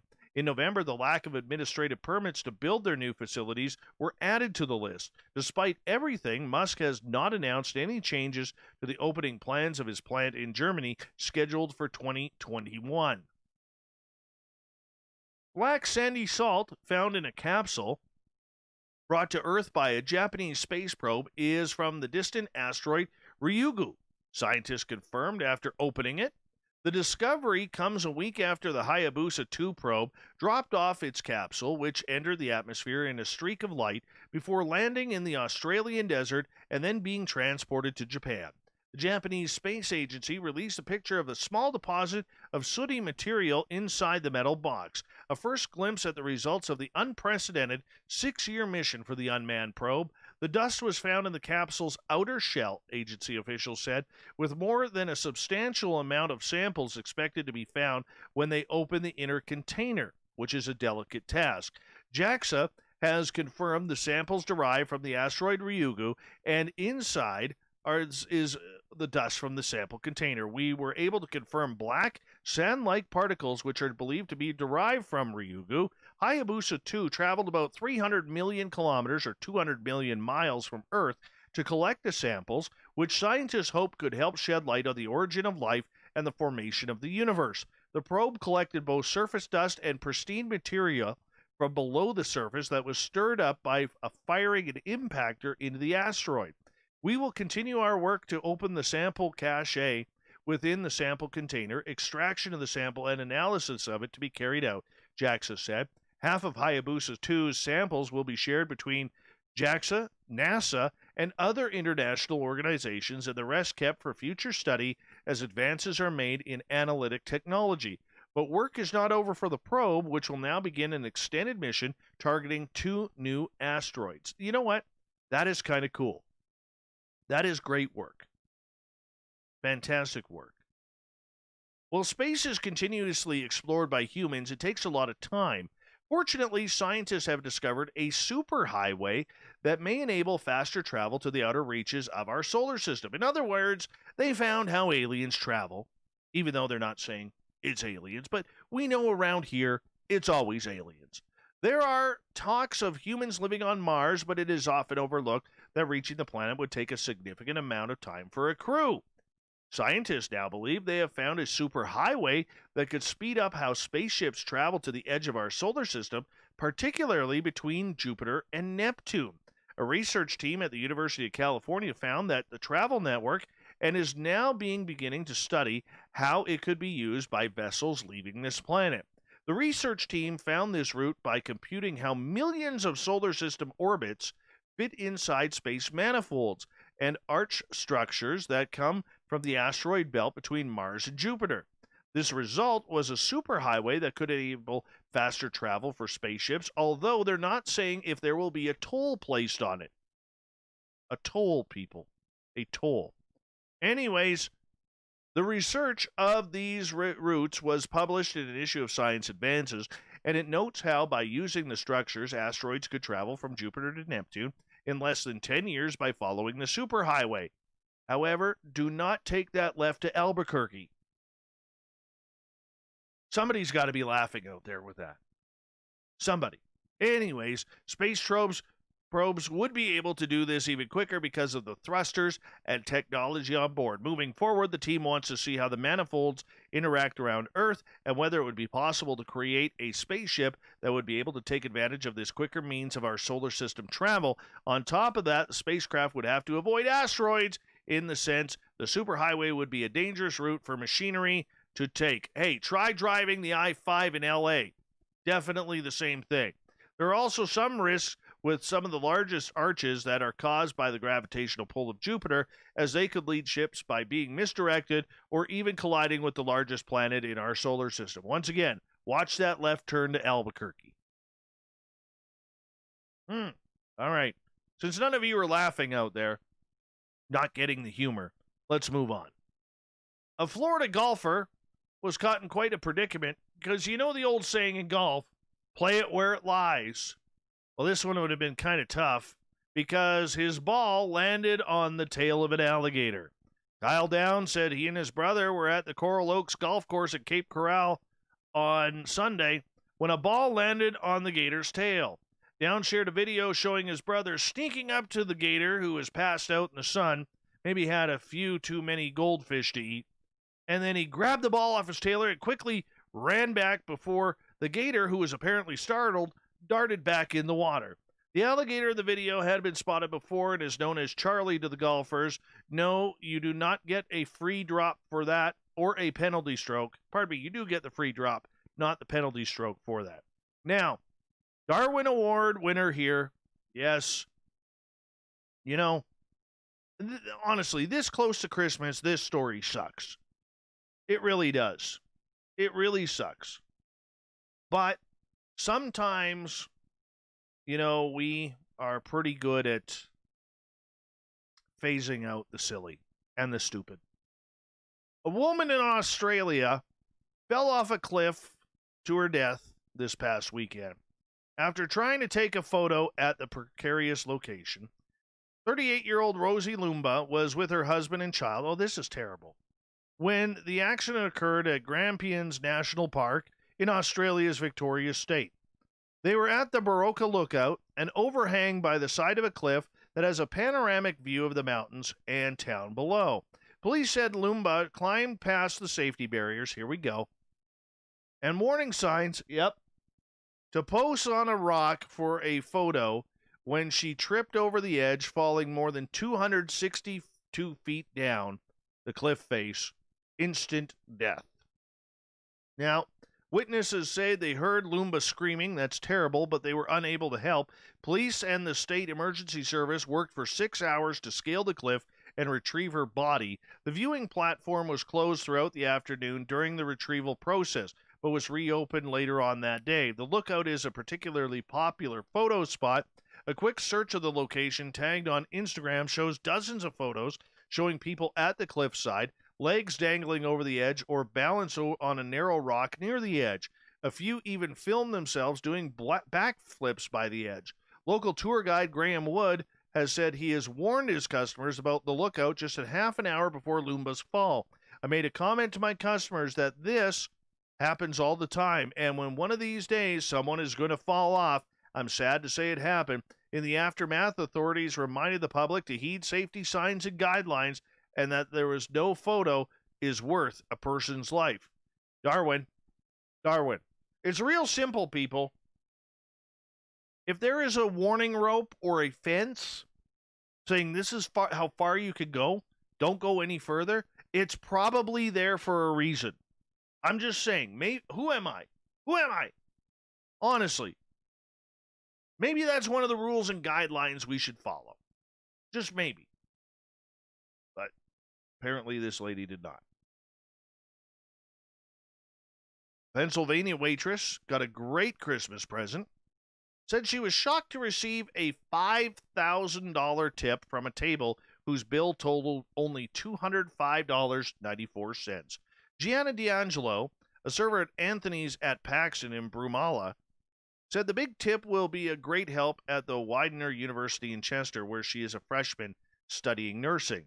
I'm just happy with anything. So when they were saying $5,000, I just couldn't believe it. I'm going to put that money away towards college and pay it forward to do something good for other people.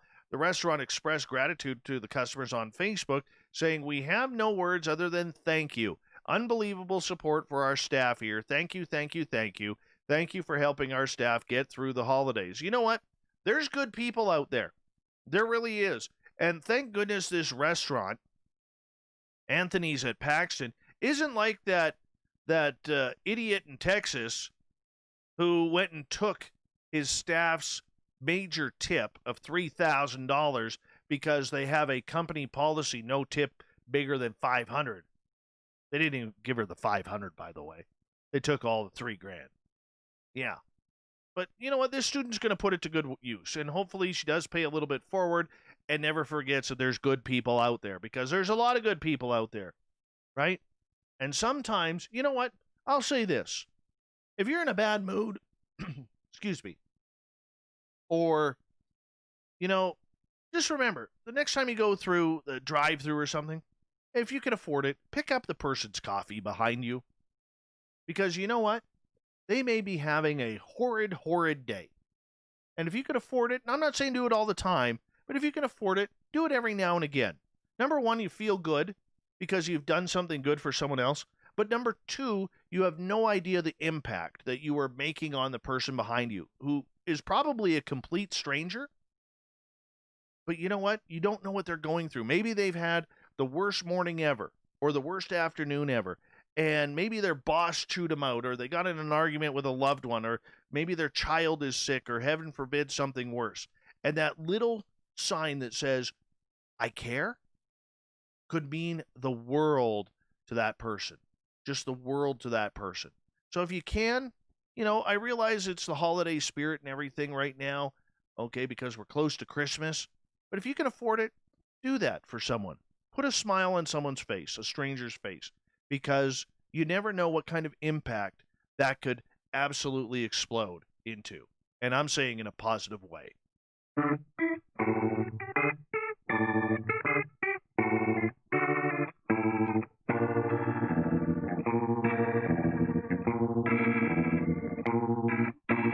Thought of the Day happens every night at this time, where we ask a question on our Facebook and Twitter pages, then read your responses on the air because we love the audience participation around here. Today's Thought of the Day is as follows.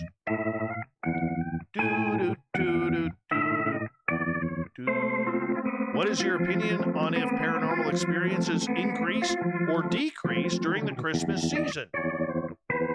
Let's start with Dirty Fylth. If some mythical fat man in a red suit came down my chimney, he would get a fistful of pocket sand. My cats would probably rob him too. There, I just killed Christmas. Thanks, Fylth. You're a pleasant guy. Haunted. Increase at this time of year, we get more emotional. We might think more about loved ones that are gone, evaluate the past year. There is usually a lot of collective energy as the whole world celebrates variations of the holiday season, so energies come to the forefront. Mondak, I think they're pretty much the same. However, if we paid attention to our beliefs of our pre-Christian forefathers, they'd probably increase. Andrew, I think this is an excellent question, Dave, and I want to know. Jeff, oh, let's not forget this happy holidays haunting. The Perrin family in December of 1970 moved into the old Arnold estate at Harrisville, Rhode Island. The previous owners gave the family some parting advice. For the sake of your family, leave the lights on at night. Oh, yes. Jeff, another one here. Christmas Eve cookies found eaten by unseen entities. 2, rare sighting of payphones reported. 3, reports of Bigfoot using payphones to call Art Bell on his other side of the wildcard line. That is funny. Marla Ventura weighed in on this.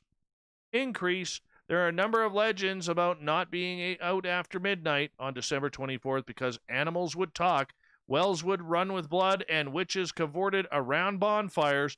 It was once believed the 12 days of Christmas were a time for high magic. Marty, one of our favorite vets who listens to this show, and we love our veterans around here. It seems whenever the time of year when people gather around family and friends, Christmas, Easter, Halloween, the veil between the worlds becomes thinner. It could be due to all the emotion created by these gatherings. And thank you for the wonderful clown tonight, Marty. I really do appreciate it. Let's go over to Facebook here. Gil, good question. I think it increases due to some family gatherings and happy times. Gail, I believe the phenomenon is the same, but people redirect their focus onto other things, shopping, visiting, cooking, all the Christmas activities that fill their holiday. Corrance, different Corrance, not Corrance, the booking guy, Corey Foot. He goes, I would think that it would be let me read this here. I think that would be deceased family members visiting. Even if we can't see them during the Christmas gatherings, I would bet money that they are all around the family. Also, as far as experiencing the paranormal, people are definitely more susceptible to witnessing events than others. Emily, I think it's all about even. What we do think of loved ones who have passed away, but I haven't seen an increase personally. Nicole, the phrase getting into the holiday spirit comes from somewhere, right? Matt, cable guy Matt, hoping to see the ghosts of Christmas past. Gabe, I never had a paranormal experience during Christmas. Bruce, I think the people who say they increase are being disingenuous about their alcohol intake. Oh my. Davey, there is normally an increase in ghost sightings in the run-up to Christmas. Well, there is for Scrooge. Kevin, Dave, paranormal Christmas visits had better increase at my place if they want their presents. And my cousin Darren, do you mean Santa? Then definitely increase. Ho, ho, ho. Plus, ultra paranormal experiences in every home and apartment without a chimney. Santa is real. Thank you to everybody participating in the Thought of the Day. We'll do it all again tomorrow on Facebook and on Twitter. And a big thank you to David Spinks for coming on the show tonight, talking everything paranormal, supernatural, and of course to Captain Shirk, who got the great news from the SOR Newswire to get us going for the night. Great stories, Captain. Don't forget you can read them on our website, spacedoutradio.com.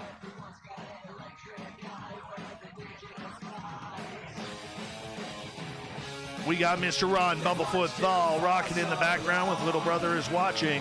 Bumblefoot is the official music of Spaced Out Radio, rocking us in and out of every single show.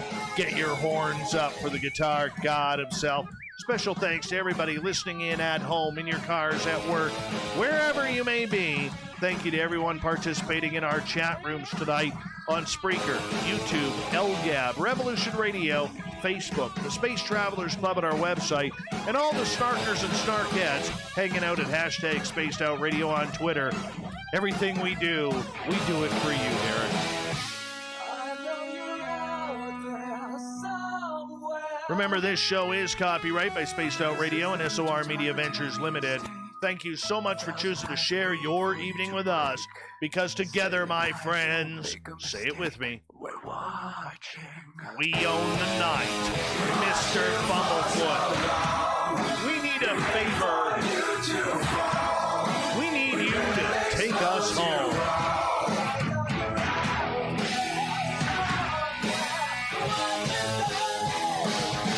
Yes, the Woo train has docked for the night. But tomorrow, my friends, we shall ride again. Your seats are always available. Your tickets never expire. And if you want to bring a friend, guess what? We got room for them too. Good night.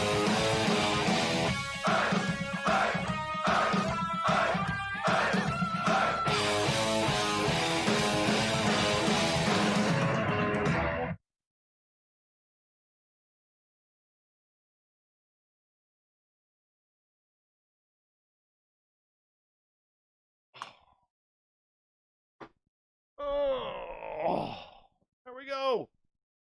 Another winner right there, people. Another winner right there. Yep. Way we roll around here. It's another winner, just like that. Wham, bam. There it is. Out the door. Out the door. All right. Hey, Super Quest, I did see you. Hey, Flesh Wound. Hey, World Bigfoot. Duke, how you doing? Penny Van, How are you? Um,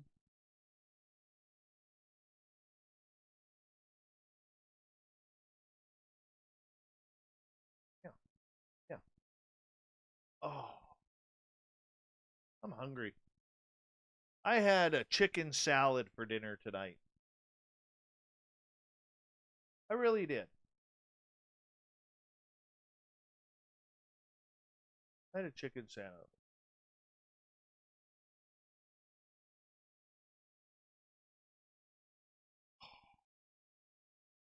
Okay.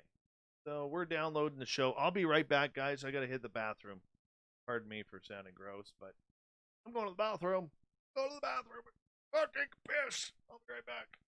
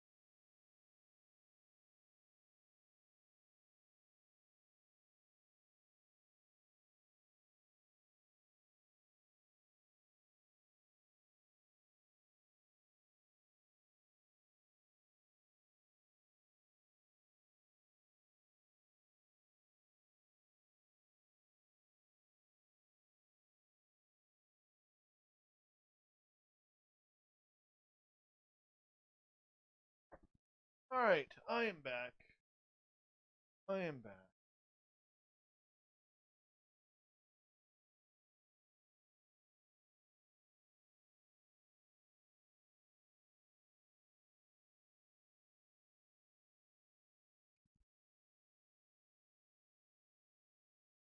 All right, so a couple things I want to clarify here before we,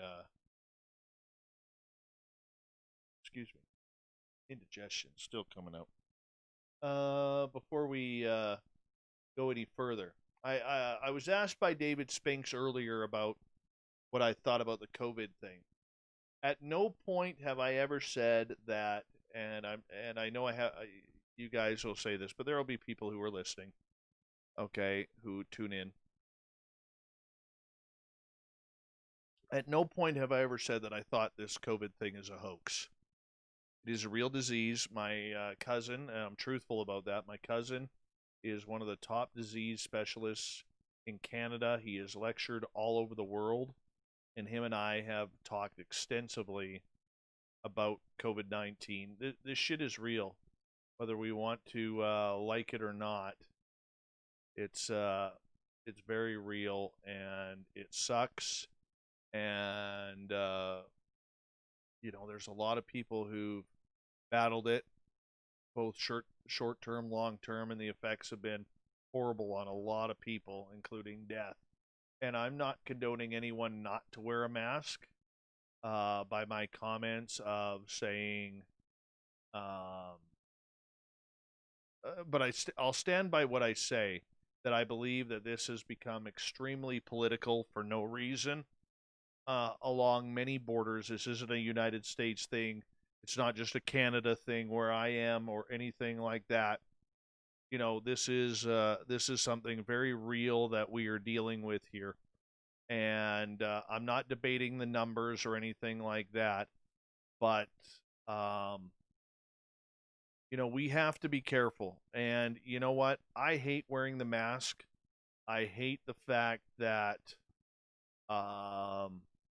that in many places they are forcing us to do so, because I have a lot of questions. But that being said, I don't mind wearing the mask if it makes other people feel safe. This isn't a time for us to be worried about our own feelings being hurt.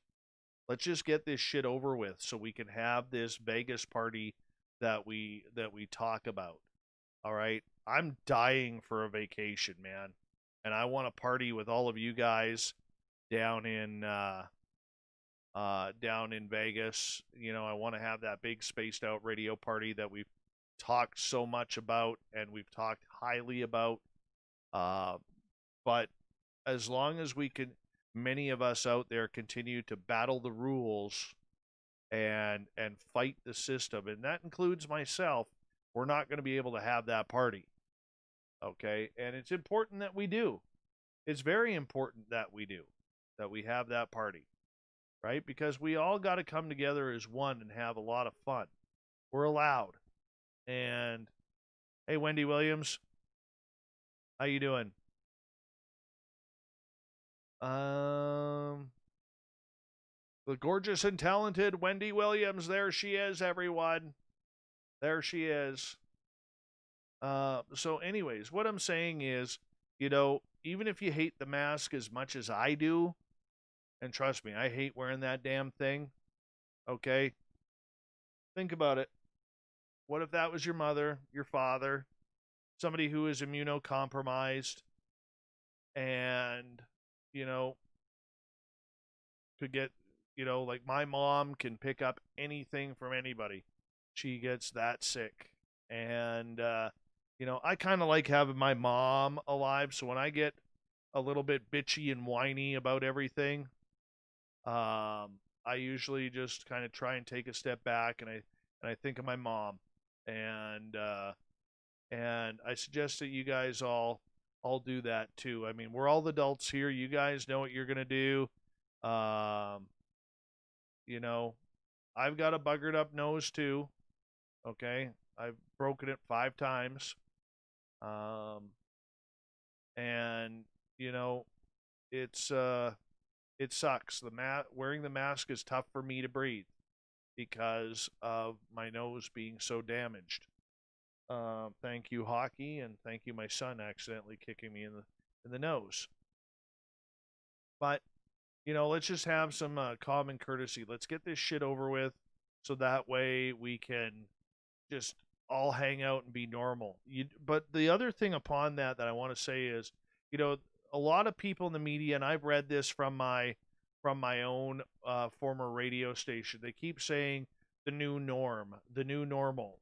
The mask is not normal, okay? And that's why I stand behind my statement where I say, and I've said to you guys a couple of times now about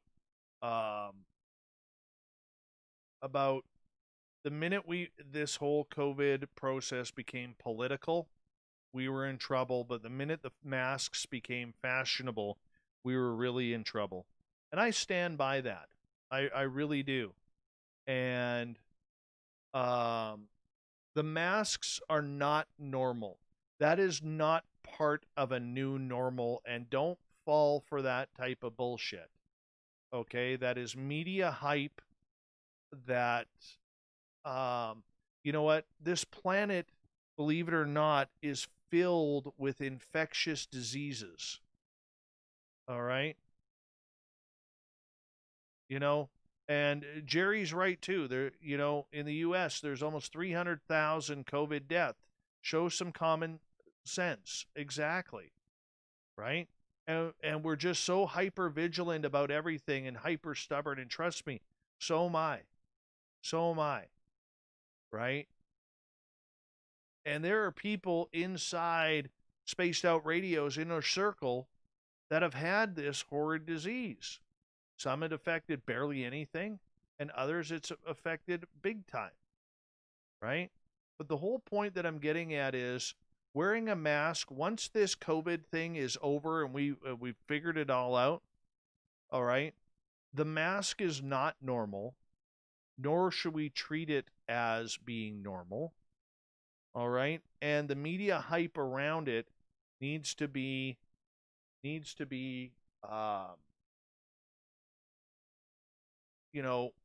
need to be wary about it. Okay, not hyper vigilant, but wary about it. All right.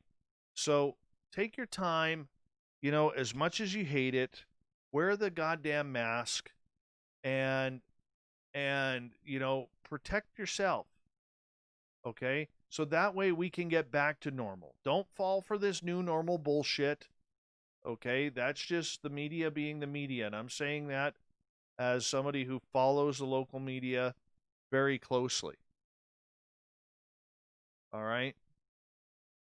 But, we don't have to accept the mask as normal. All right? I realize other countries have. Japan has. China has. Michael Jackson did. Okay? But that's just the way it is for right now. Let's just get this over with, so we can get back to being normal. Normal is going to hockey games, basketball games, football games, out with your friends to a club or a restaurant. That's normal, okay? Normal is not wearing a mask, sitting 6 feet apart, and afraid to hug your parents because you don't want to accidentally give them something. That's not normal. All right? There have been thousands upon thousands of diseases on this planet for thousands upon thousands of years. And once again, I get my information from my cousin who is on the front lines of this pandemic. He runs one of the COVID programs here in British Columbia. Okay, he's a smart dude. He's lectured all over the world when it comes to infectious diseases. That's who I get my information from. All right? All right? So, let's just, I know we're hypersensitive about it, but let's just, kind of kill it, dude. And the only way we're going to kill it is by helping others out.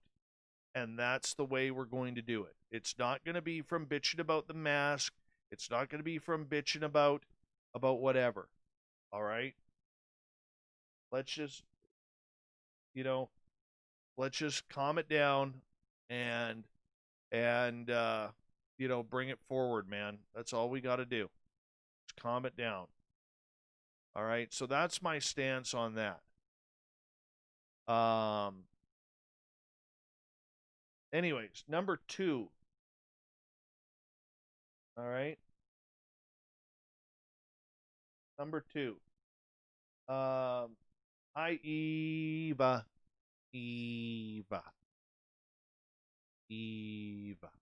Anyways.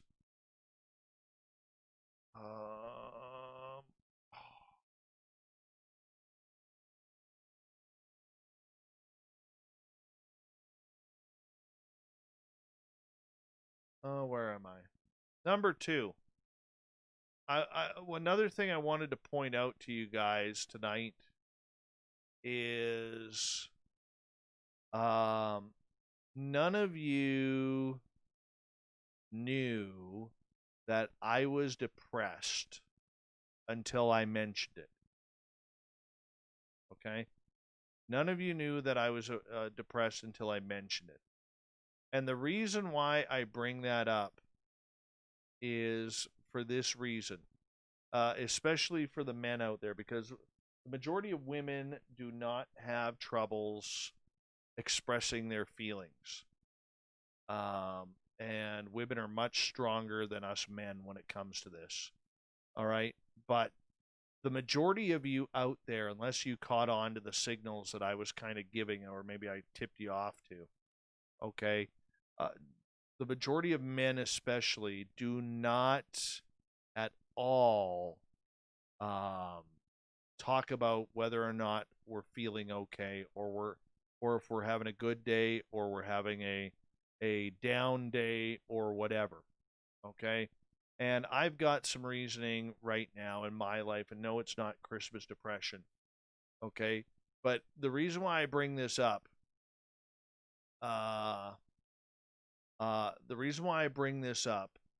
is because I want everyone out there to know that it is okay to talk about it. All right? None of you, if I didn't bring it up tonight, I shouldn't say none of you, because there are some empaths and there are a bunch of very intuitive people who listen to this show, probably would have picked it up, and some who observe very, very awesomely. But for the majority of the people out there, you wouldn't have picked it up that I'm depressed right now, and I'm battling a little bit of depression. And the point that I'm trying to get at here is, a lot of times we do not know about that depression, okay? We don't know about what causes it, because as men, and I would say a great amount of women too, but as men especially, we're not supposed to feel like this. Give me 2 seconds. And we're good at hiding things. And it's not good to hide it when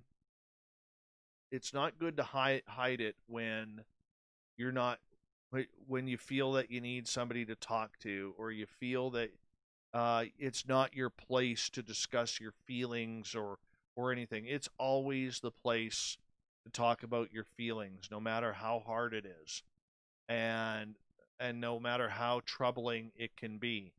And the big thing for all of us here is we have to be able to, especially, I'm going out to and I apologize, ladies who are listening, but I'm mainly focusing this on the men here tonight. We have to, as men, realize that the world does not revolve on our shoulders. We're not having to carry the world for ourselves, our family, our children. All right? I know we expect that of ourselves to do that. And depression isn't isn't something to mess around with. And hi, Intuitive One. Welcome to Spaced Out Radio. Thank you for joining us. And hey, Duke, how you doing, man? And anyways, this is something that, we have to, as men, talk about. This is why men have a higher suicide rate than women. This is why men have, have nervous breakdowns or heart attacks or strokes at strange ages, because we carry this stuff a little bit too much, and we tuck it into that part of our brain where we're not supposed to, and we refuse to let it go. Well, it's time to, guys, it's okay to let it go. It's okay to talk about it. It's okay to make changes and get little victories to pump yourself up, and we're all gonna battle. We're it sucks, I mean, and it's little things that can trigger you.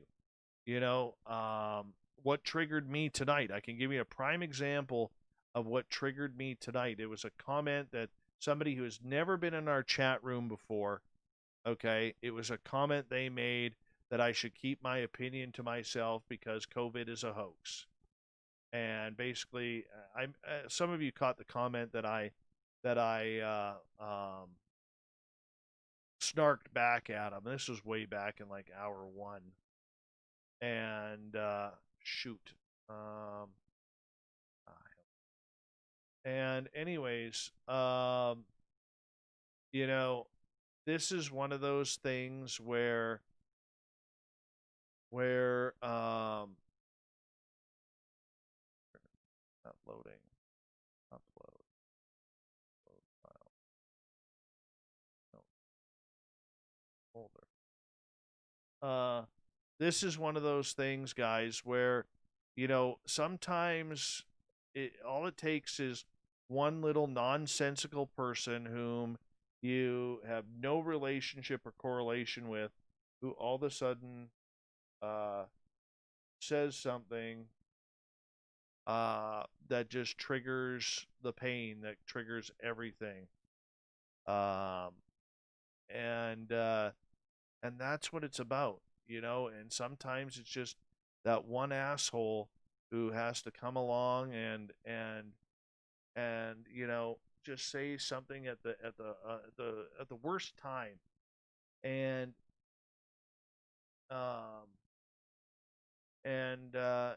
we have to be able to learn how to talk about it. If something is bothering you, just talk about it.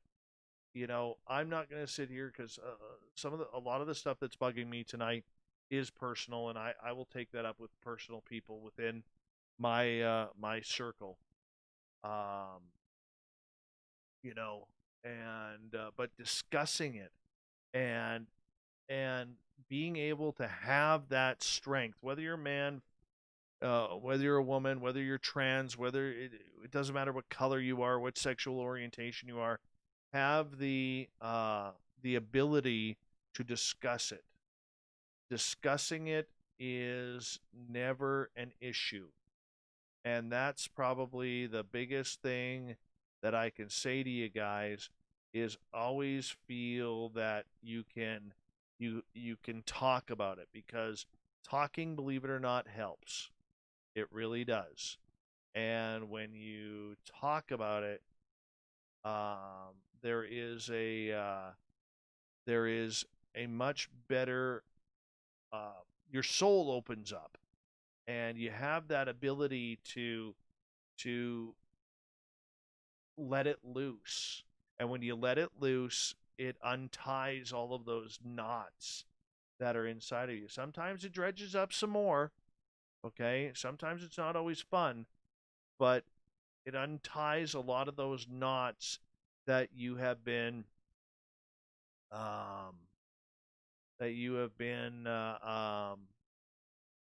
holding on to for a lot of reasons. Bonjour, poulet de bleu. So, it happens. All right. And you know what the best part about it is, believe it or not, and I think, Scotty, you hit it. I'm just quickly reading the comments here, and I love the support and everything. But Scott, I think you said it right. I'm on the field with you.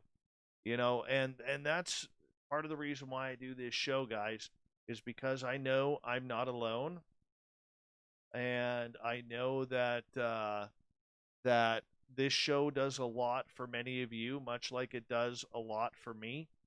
And every now and again, we're going to have our ups and downs. Excuse me. Life is a roller coaster, man. Life is a roller coaster ride. Sometimes we're going up, sometimes we're going down, sometimes we're going upside down. And you know what? The main thing is, how do we talk about it? So it doesn't matter who you are, what you want to be in life. All right? Just remember, it's always a smart choice to talk to somebody. And especially for all of you in our chat room, and I know there's 84 people listening right now at the end of the show here. But for all of you in our chat room, you know what? This is a great support group, and I'm sure that if one of you in the chat room feels that you don't have anybody personally that you can talk to, I guarantee you there is somebody awesome in this chat room who would spend time with you on the phone or whatever, and they would talk to you. They would. All right? If you don't have that personal inner circle that I am blessed to have, there's a lot of people out there who would love to be able to help you with that. Okay? There really is. And, it never hurts to talk to someone. It really doesn't. And that's the biggest message that I will give all of you for tonight, is it never hurts to talk to people. And if you're not feeling happy, if you're not feeling proper, the best thing that I can say to all of you guys is, there's always someone willing to talk. And, like I said, I'm pretty blessed. I have an inner core around me that I can discuss things with.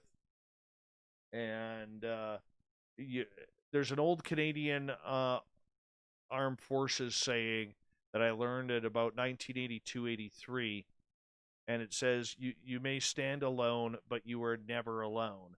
That's because, we here are like a family of misfits, rejects, and a lot of really fucking cool and misunderstood people. And together we can battle anything. And, that is the biggest thing, that I could suggest, is find someone whom you can talk to, and if you have nobody in your inner circle that you could talk to, there's always someone in the chat room who would be willing to help you out. All right? Exactly, Austin. The only thing that holds us back is doubt. So, on that note, tomorrow night on the show, she's been on the show before, but not for a couple of years. Karen Anderson is on. We're going to talk about what it's like to communicate with animals telepathically, psychically, intuitively. She is a brilliant speaker. You guys are going to... you guys are going to love her.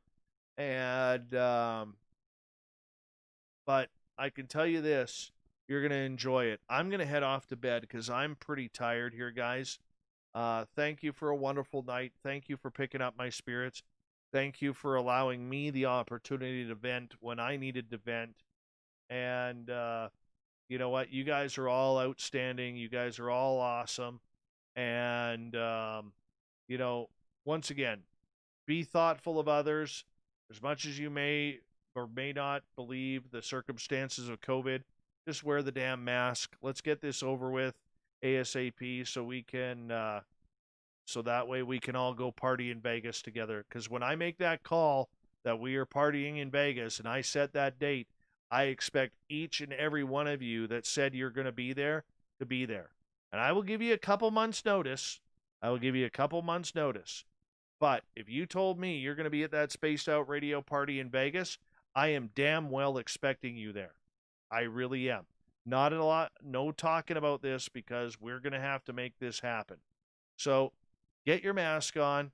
If you don't believe in it, the mask, like I have questions about the mask, it doesn't matter. Do it for other people and do it for the Spaced Out Radio party so we could get our asses down to Vegas and have a good party and have a good time. I'm going to call it the night. We'll see you tomorrow night with Karen Anderson. Thank you to BBD Warrior for our super chat tonight. Thank you to everybody new who has subscribed to our channel. We love you. Welcome to the family. And together, my friends, we own the night. That's all I could say. That's the best I could say because you guys are awesome. And thank you for letting me end this night on a real high. I appreciate it. Love you all. Take care. See you tomorrow.